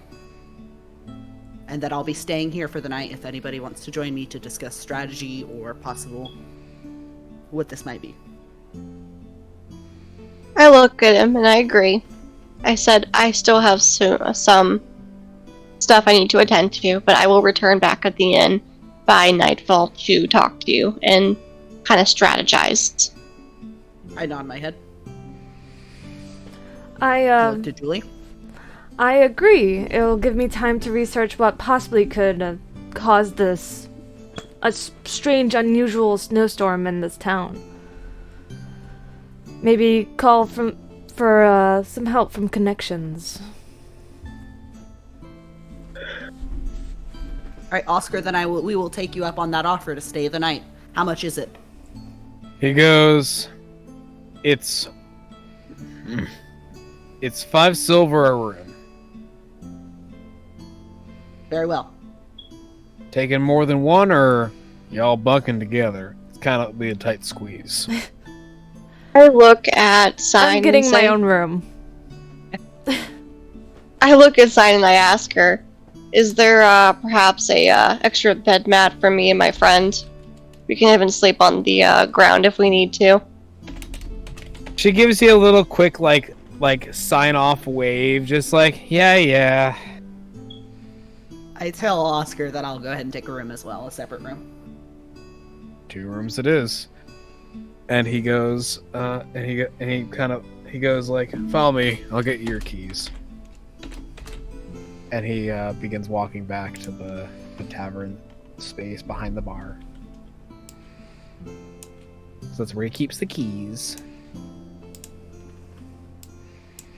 With that, before I move back over, Stein walks over to Sasha, and she says, "So, strange day, isn't it? Dwarf man walks in, covered in snow. Sunny as clear as the day is long. What an interesting day you found yourself." Well, So Green you're Eyes, yes, I know that usually interesting things tend to follow me. Gotta love when that happens. So, anything in particular you were trying to get done, or you coming to the show tonight? Who said I can't do both? That's the spirit. I like that. And she goes, "If you need me, I'll be at the theater." And she kind of tries to gives Omar a bit of a look of like, "Can I?" Sorry, can I interrupt real quick? Sure. Mari, thank you for the raid. Welcome in. Thank you so much for the raid. Welcome in, Captain. Do you want to give the talk of what's happening? Absolutely. Howdy, hi. Welcome in to the first session of our D&D adventure, the Winter Frost of Fell Moon Draft. This is a D&D adventure that has the 4 of us, the 5 of us, me leading the game, together. The party is currently just learned of a dwarven man who happens to who after being told hasn't been heard in a few days, suddenly shows up covered in snow. It is a clear blue, perfect spring day. And now we're trying to figure out what to do for the rest of the day before they head out in the morning. I'm playing Julie Kline, which is a human-looking girl with short blonde hair, vibrant blue eyes, and she is built for travel. She has her backpack, jacket, scarf, and I'm not sure if anyone else wants to introduce their character, but I hope everyone is having a great day so far. If you want us to introduce ourselves again, I can. You're more than well. I would Go love ahead. to have everyone introduce their characters again. Alright, yeah. Name's Elias. I'm a human. about 5'9", ginger, green eyes. Yeah, that's me. And pointing people out. Yeah. So I was born in California. You probably don't know what the hell that is, but maybe I'm crazy, maybe I'm not. I guess you'll find out. So, my name is Sasha, and I'm a dark elf. I'm around 5'5"-ish. I'm very gaunt looking. I look very hollow in a sense. Looking at me, you can tell I've been through stuff. I am actually a former assassin, and my friend Omar and I are kind of a tag team duo. And I'm Omar, and I'm kind of just a human fighter. I'm wandering around, just following Sasha at the moment, wherever we kind of goes, where I go. But yeah.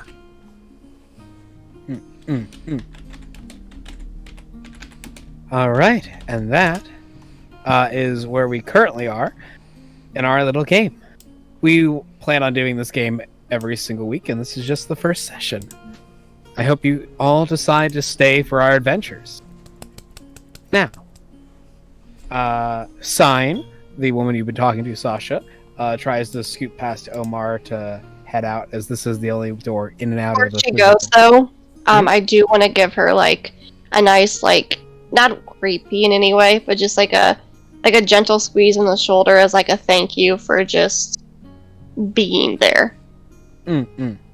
She looks around, and like the hair kind of falls in her face as you kind of see it on her token, and she gives you a little smile back and kind of then walks out of the tavern as soon as my computer doesn't want to lag. Oop, there she goes.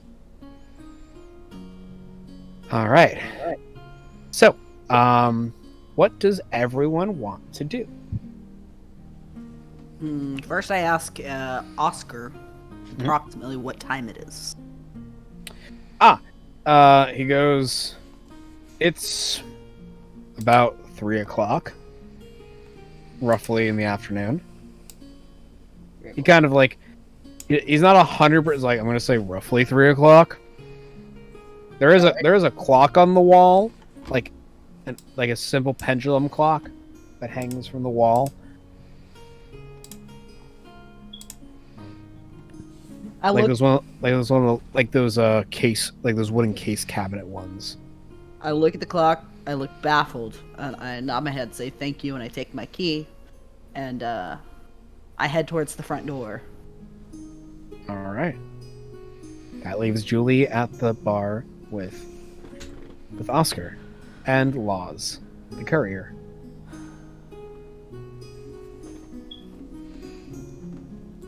Can I do a perception check to see how the rest of the bar reacted to those events that had just like happened? Of him coming through, knocking over, and doing that? Absolutely. Please give a perception check for that.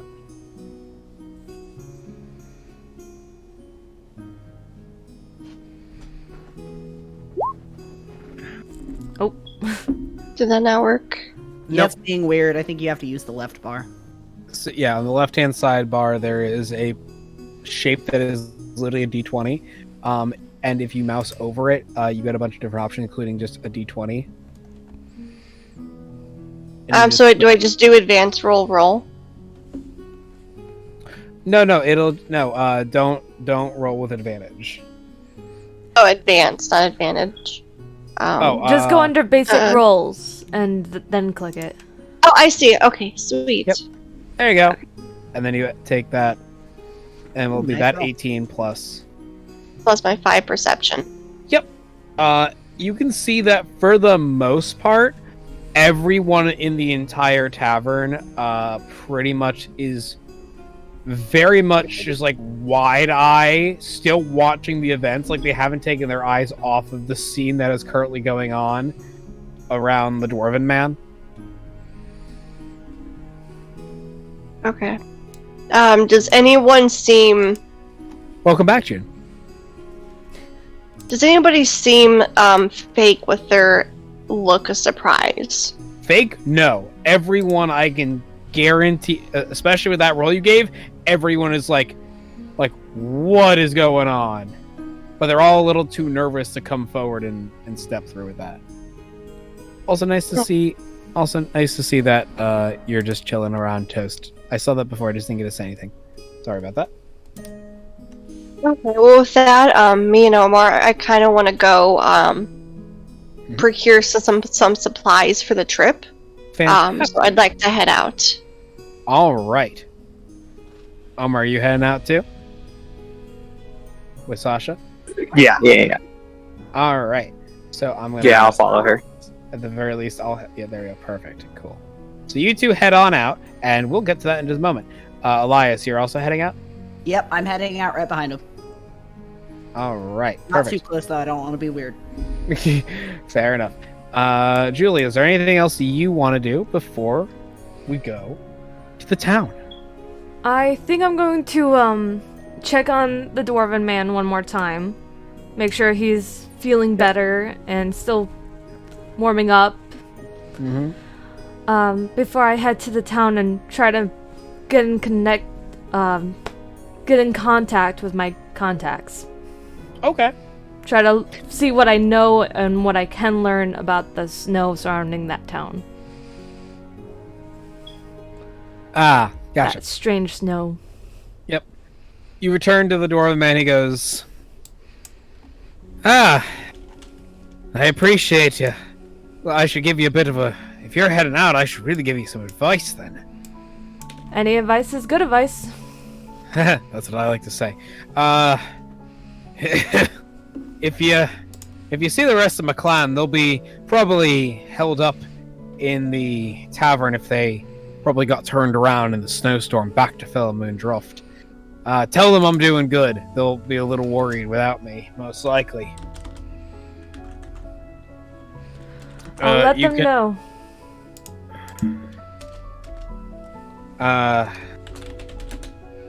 If you happen to run into any of the clan, they'd be pretty happy to hear that I'm perfectly fine there. If I see any of your friends, I'll let them know that you're doing okay.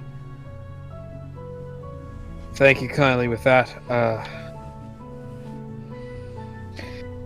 Luke is the oldest of us all. He looks a lot like me. In fact, we all kind of look like each other a bit. Strange how that comes apart. Family resemblance and all that. Sisters too. So Luke is your brother? Luke is going to be the eldest brother, yeah. Well, hopefully I can find him and return him home to you. Yep. If that's the case, if you do find Luke, let him know I sent you. Let him know that. Ask him to see if you can get a word in with the mayor. Mayor should usually be hospitable to new people coming in town. Always likes to show off the town, you know? Likes to give a good impression to the new folk. Makes sense. Is there any way to prove to your older brother that you sent me? You know what? That's a fair point. Maybe like a good luck charm or something? He goes... I would have something like that, but kind of like empties the bag upside down. Unfortunately, don't got much of that anymore. Would he recognize your handwriting? That he could, but kind of holds up the still kind of bluish fingertips. It's like, can't really feel them. Then perhaps when I come back to go into my room, you can write a letter to your brother. I have some paper and pen. A quill. He goes... I probably could do that, but I also could just get Oscar to write it for me. I'll probably have the letter for you by the time we come back. I appreciate you checking on me, though. No problem. I just want to make sure the family gets back together, you know? Of course, of course. It's good to see that you're busy with the D&D stuff. Yeah, thank you, Toast. I am running the game after all. I have to have everything working perfectly fine as I drive myself into madness. Cuckoo, cuckoo. Weren't you already mad? I'm more insane, though. I'm always insane. I'm stuck in this library of infinite knowledge. Of course I'm insane. Exactly. Exactly. It only gets more insane from here. Alright, so... surprisingly, we actually do have a map for this. I have this just in case. I have this made, of course, I have this made. So this is a map of the town of Grenvedier. And I'm gonna... It's a little village. It's a little central. I'm gonna move us on over. Whoop. This is Grenvedier. It is what constitutes as a walled city. It does have a farming village, a farm outside of it on the edge of town, manned mainly by one overall farm, and begins leading off in a few roads off in different directions. The road leading west out of town eventually turns up north and heads toward Fell Moondroft, while the road heading east continues heading eastward, which is a few stops off and away from the capital, of the capital city of Kelevashtar.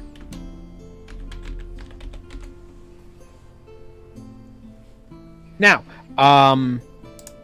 this case, there are plenty of different shops of a plethora of things you can find in this town.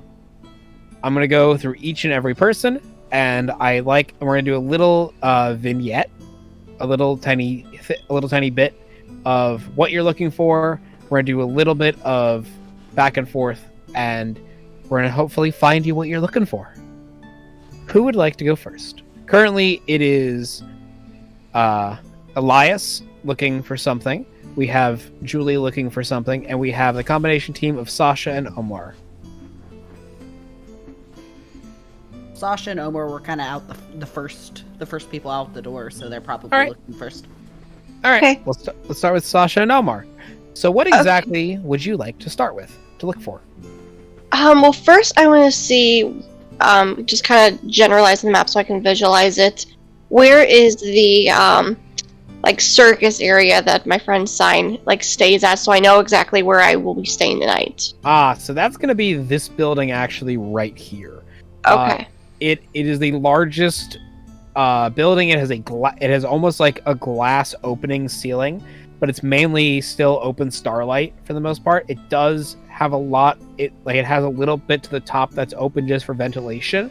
But for the most part, the ceiling is made of glass. Okay.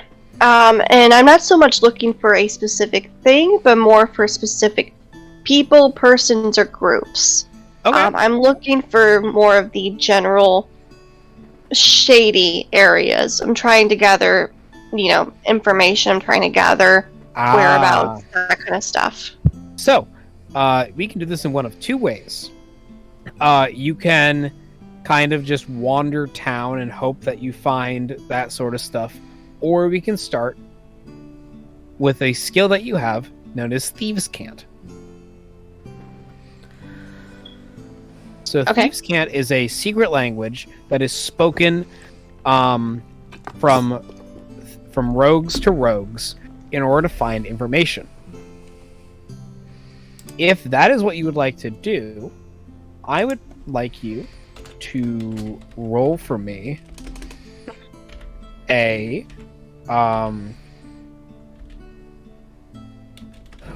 what kind of role are we looking for in this case?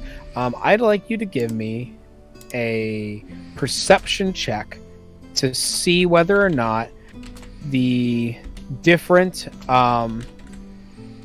see if you can find the markings that make up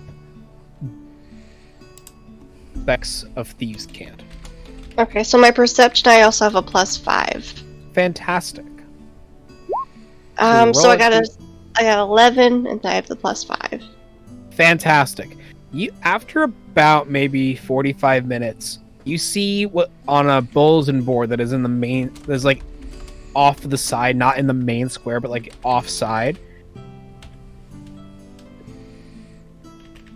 You know the door is downstairs, right? What? Sorry, June caught me off guard for a second. And the on a side street, you find a small little bulletin board, and on it is a note written in thieves' cant that goes, "Looking for help." It goes, "Looking for help? Come find me at Garter's Hall," and it gives an address to this Garter's Hall. It sounds like what is. I'm saying you're not certain exactly what Garter's Hall is, but you would know. But you know that's if that's the place you want to go, that's the place you want to go.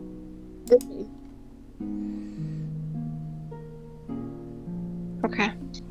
So should I? So you can either go. You can either if you want to go on that lead, you can either go when it's still daytime, or you can go at night if you think it's safer to go at night, or if you think it's perfectly fine to go during the day. Either choice is up to you, or you can continue. But you think this is a good lead. Well, since I told Sign that I would be there in time for her show, I should go during the day. Okay, so we're gonna head on. So this continues. You take the note that leads you. You don't take the note off the wall because in case other people need to use it, but you take the address. It looks like an old abandoned house. Is what you arrive at. Some of the windows are smashed, and the building is in kind of a falling apart disrepair. There is vines growing up parts of the stone that lead on the front of facing the house. There is a gate, but it's not even well kept. It's rusted and it's left open. Emotional damage. That's what I keep getting emotional damage. So, and you think, oh yeah, this is definitely the place. So in the house, is there like, you know how you said there are vines that are like up and down like the stone walls? Is there like an opening looking up? Or is there like a front door I can walk through? Or what are the entranceways? Good question. There's a front door in the center of the face of the building. It looks a bit boarded up, but I'm certain that's just because it's meant to keep people away. Can I look around the building? Yes. Absolutely. Please you can either give me I want you to give me another perception check because you're just looking around for other openings to the building. So I got a 3 and I have a +5, so an 8. Okay. As you're traveling around as you're looking around the outside of it, you think to the best of your ability that going up to the front door is most likely your best bet, especially because it doesn't hurt to knock. As it seems to be really the only true opening, because there's no cellar to this. There's no cellar to this building. There is no. There's no windows. If there are, they're boarded shut. Okay. Maybe some cracks in the windows from the old disrepaired wood, but outside this place has been abandoned. It's kind of like in the left far. It's kind of like. It's roughly over here in town, under a tree, no one would ever notice it, sort of situation. Okay. So I'm not gonna knock, but I'm gonna gently push my way through. Okay. The door begins to give way, but then you feel it is there's something bolting to keep it there on its own. Okay. So, with me and my like companion, can we, through a group effort, push the door? You can give it your best shot. So this is going to be something where both.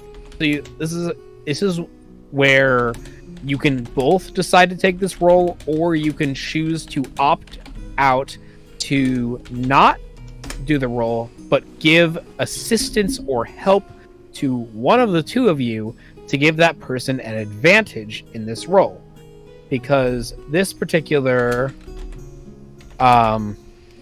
this is going to be a strength check, or specifically an athletics. I got a +3 on. Sure. Okay, so you can either do strength or athletics. Okay, Toast. We're probably gonna be going for like another 20 minutes or so. But thank you for joining us. Can I give a bonus to? Okay, Sasha, I got a +3. Awesome. Yeah, I want to give a bonus to you. All right, so Omar, you're going to roll a d20 for me, and then you can either get distracted by the wow. So in this case, you can. I'm just double checking. I'm just helping to see if you have better athletics overall, or if you have better strength overall. Okay, yep. So it would be the same in both cases. So you can either give a strength or athletics check along with the d20 roll.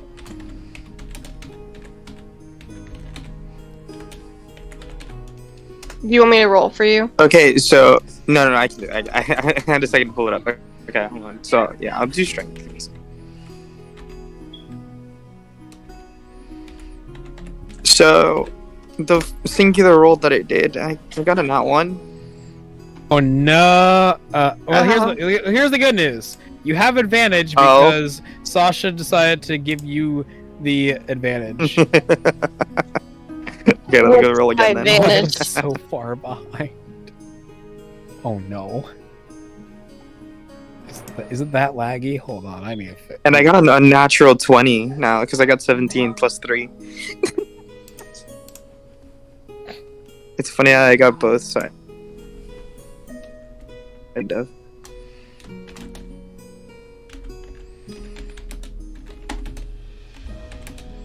Oh no, I see it. I see it too, June. Everything is super laggy on my end.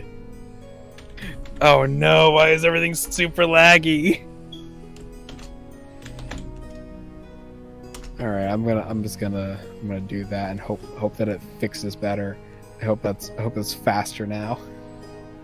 Alright, so what did you roll this time, Omar? I rolled a 17, so +3 would be 20. Yeah, okay. Natural Thank 20. you. Okay, cool. I thought I heard that. I want to make sure that's what I heard. Awesome. You crash your shoulder. Actually, how do you want to describe it? How you want to push the door open? Like with your shoulder, with your hands, just full force, trying to crash it down, or you know what? I just want to kick that thing down. You want to kick it down? All right. Yeah. You give a solid kick, and it does.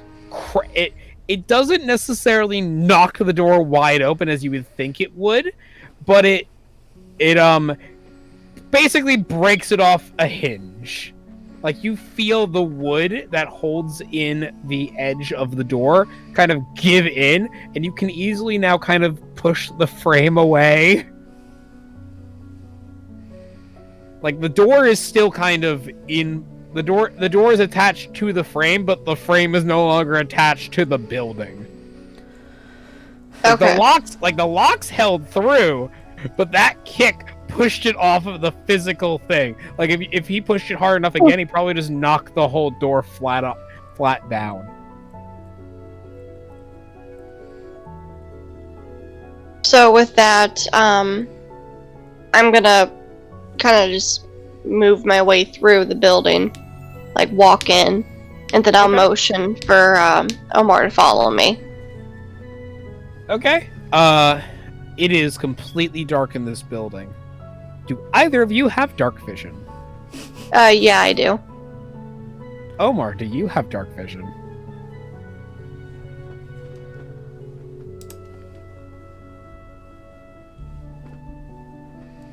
No, he doesn't. Okay. Omar does not have dark vision, so Omar can't see anything in this place. It is pitch black.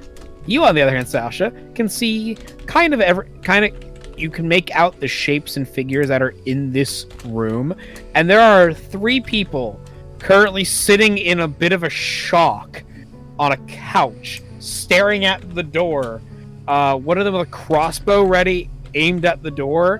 One with a rapier, and one with a dagger in their hand. And they just look at the door frame as it kind of just pushed out of the way, and you're like, the fuck? Who are you people?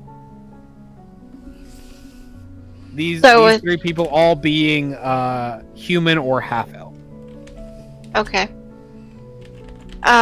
So my question is, how do the humans see? Currently, it is the light that is directly behind you that is coming in from the building from outside. So like you have a silhouette. Like they can't see who you are, but they can see the 2 figures of shapes that just walked in. Okay. Is there an extra spot on the couch to sit?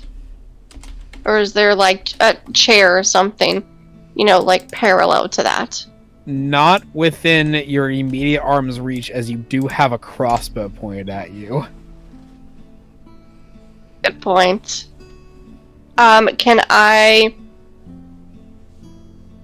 not ask, but more tell him to lower his weapon? You can certainly try. I would like you to give me an intimidation check. Okay.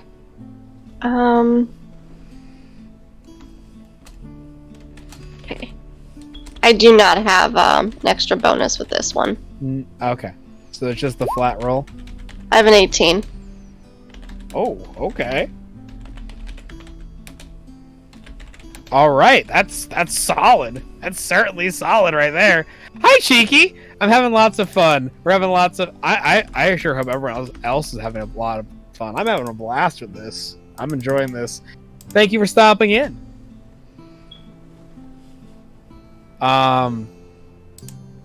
So what do you say? What do you say to this man that is currently have a crossbow pointed at you to intimidate the fuck out of him?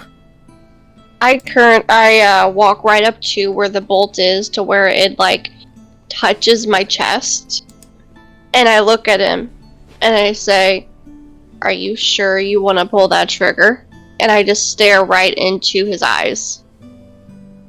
And then as he's looking at that, I grab his hands and move the crossbow out of the way. He lets you do it. He ain't stopping you. In fact, he just kind of throws it to the side. Just goes, "Please don't hurt me. Who are you?" And kind of like gestures the other two, like, drop your weapons. So after I get them to lower their weapons, I look at them and say, "So I hear this is where supposedly my peers are in this town. Are you my peers?"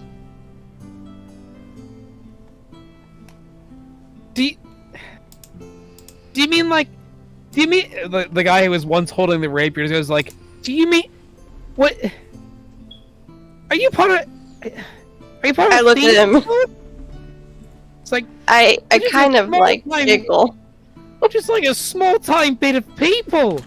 It's like you two just come busted in the physical door. The hideout's ruined now. We have to move somewhere else. It's like, shut up. Comes with the third guy from the other like, shut up, shut up. It's like, let the lady speak. It's like, yeah. The guy with the crossbow goes like, yeah. I think if anything, you should be helping us. What is this hideout for? Who are you hiding exactly from, and from what reason?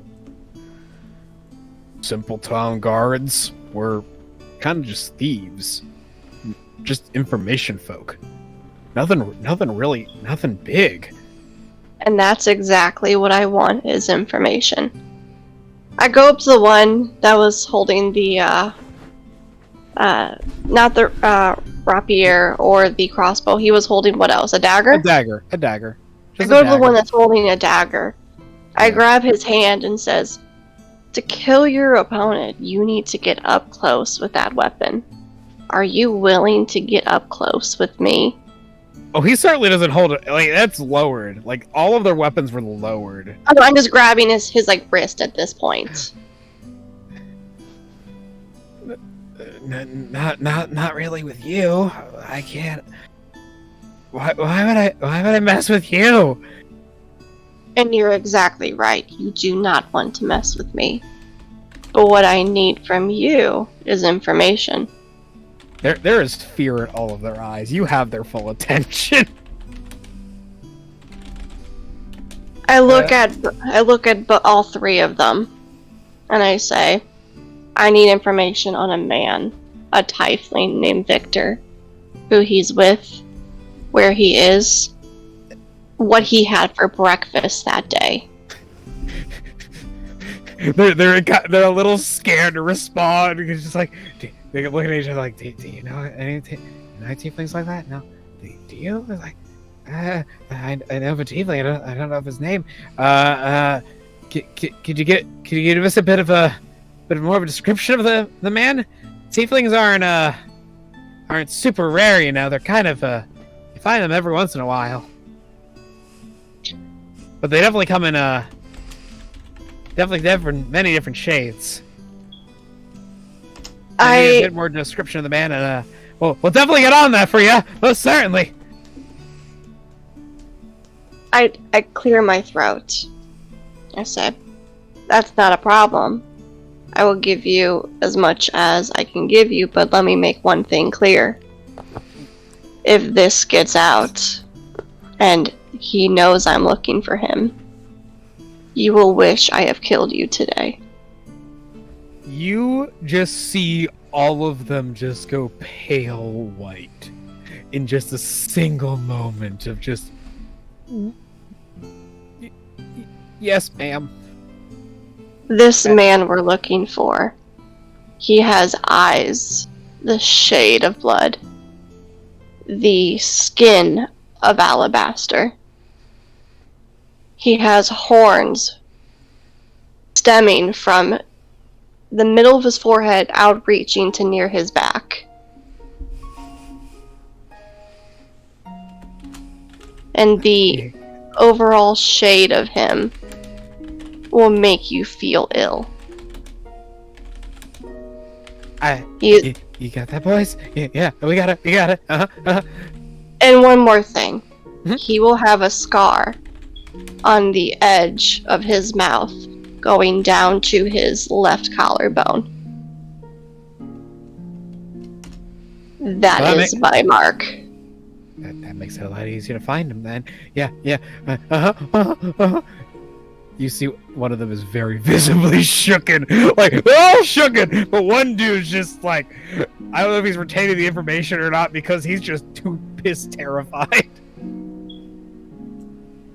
I look at all three of them, I go, were any of you writing this down?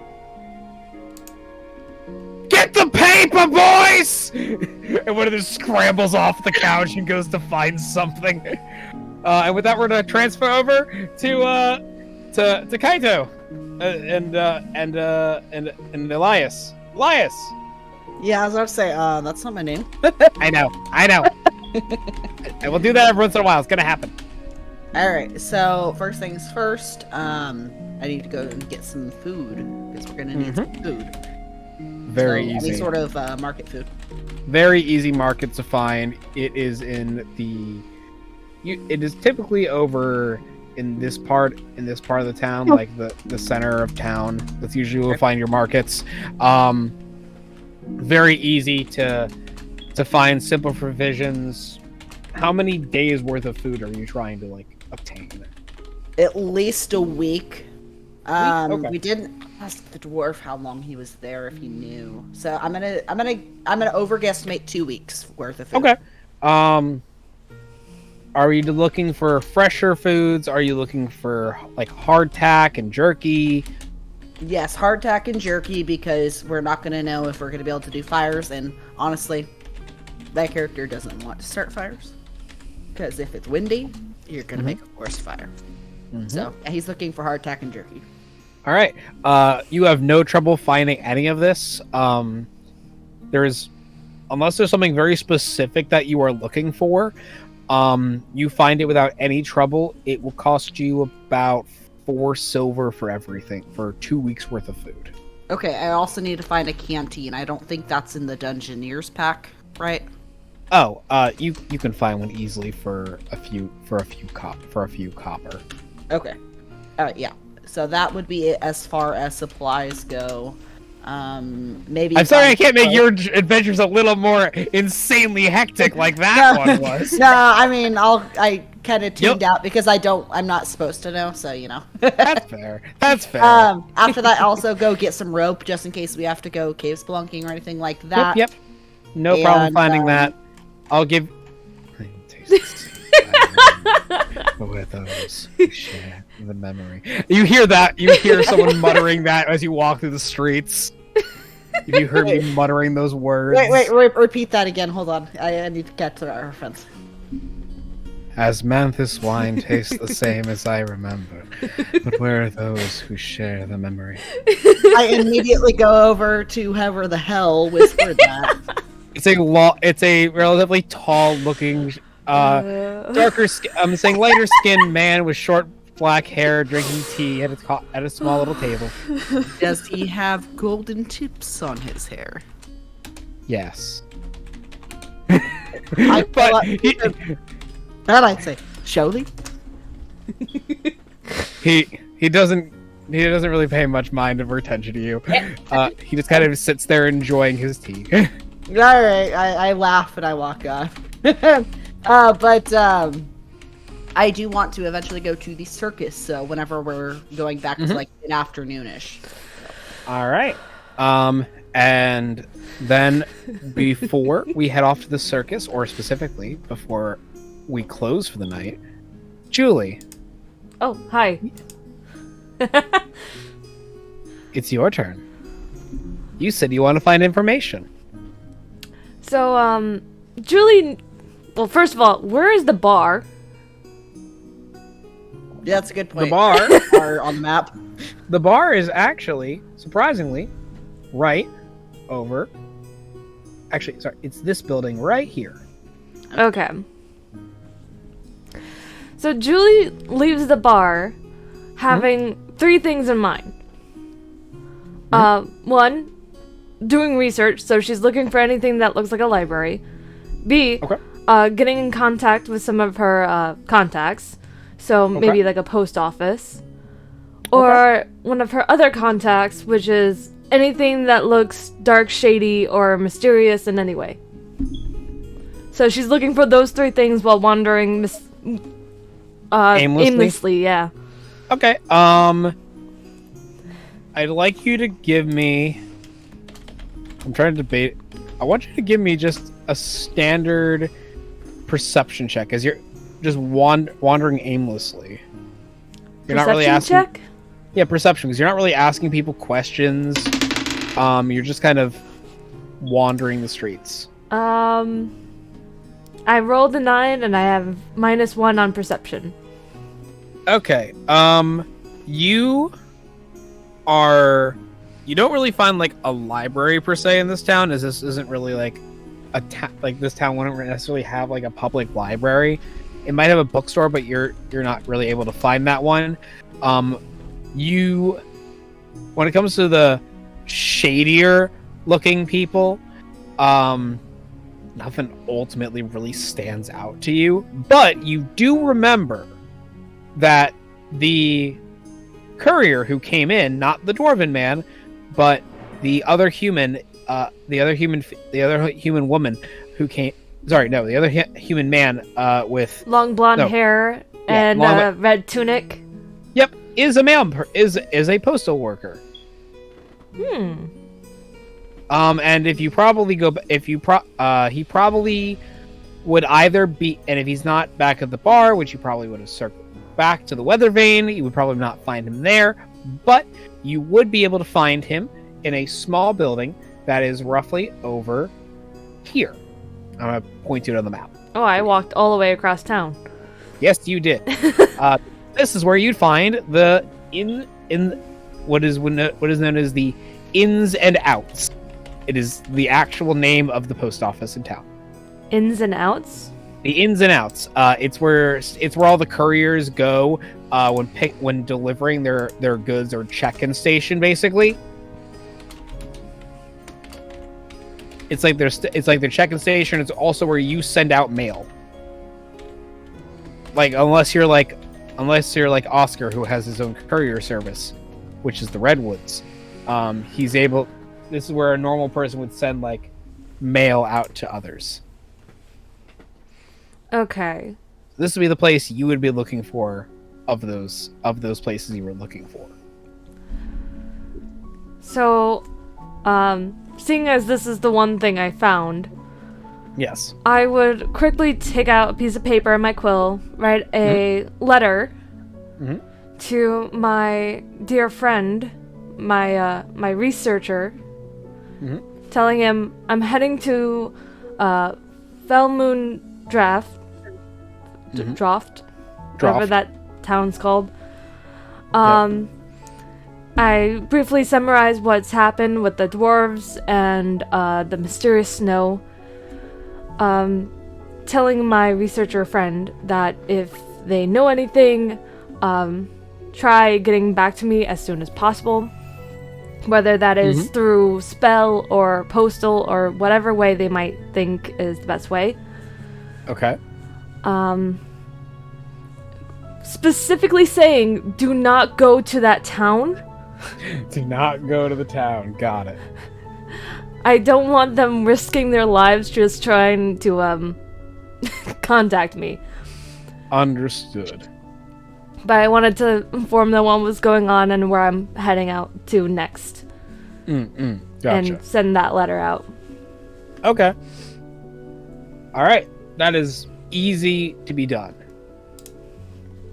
That is no problem whatsoever. They are easily able to do that for you. Is there like an address directly, or is it just a name that you're sending it off to?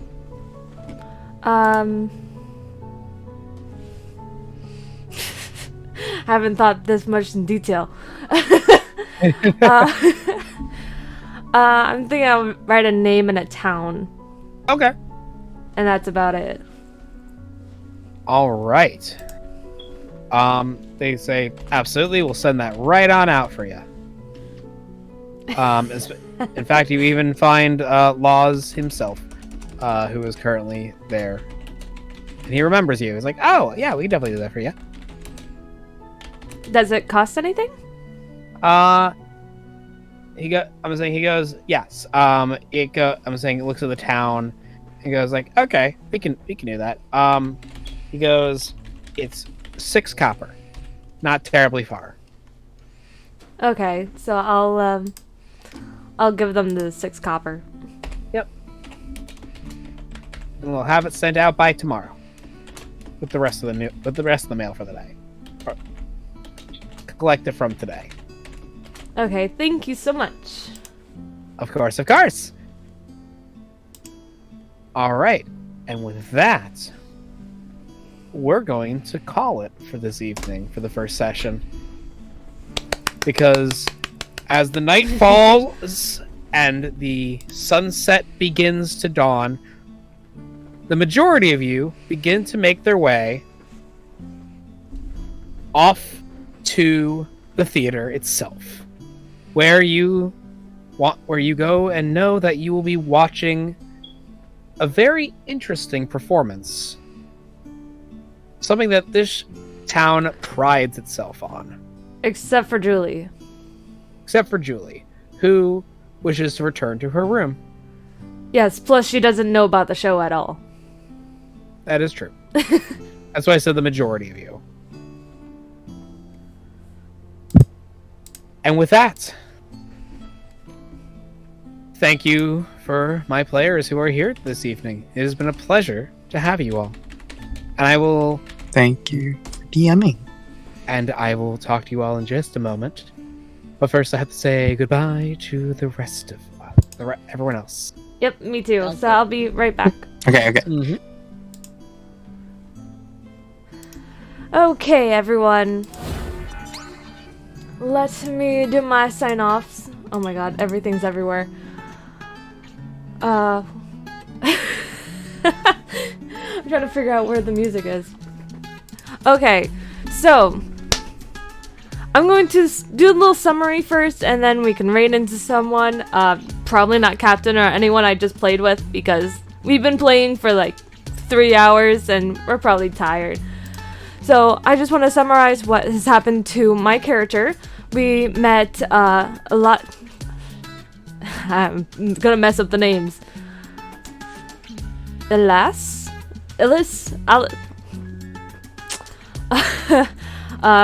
Kaito's character, who we discovered is like possibly a human ranger.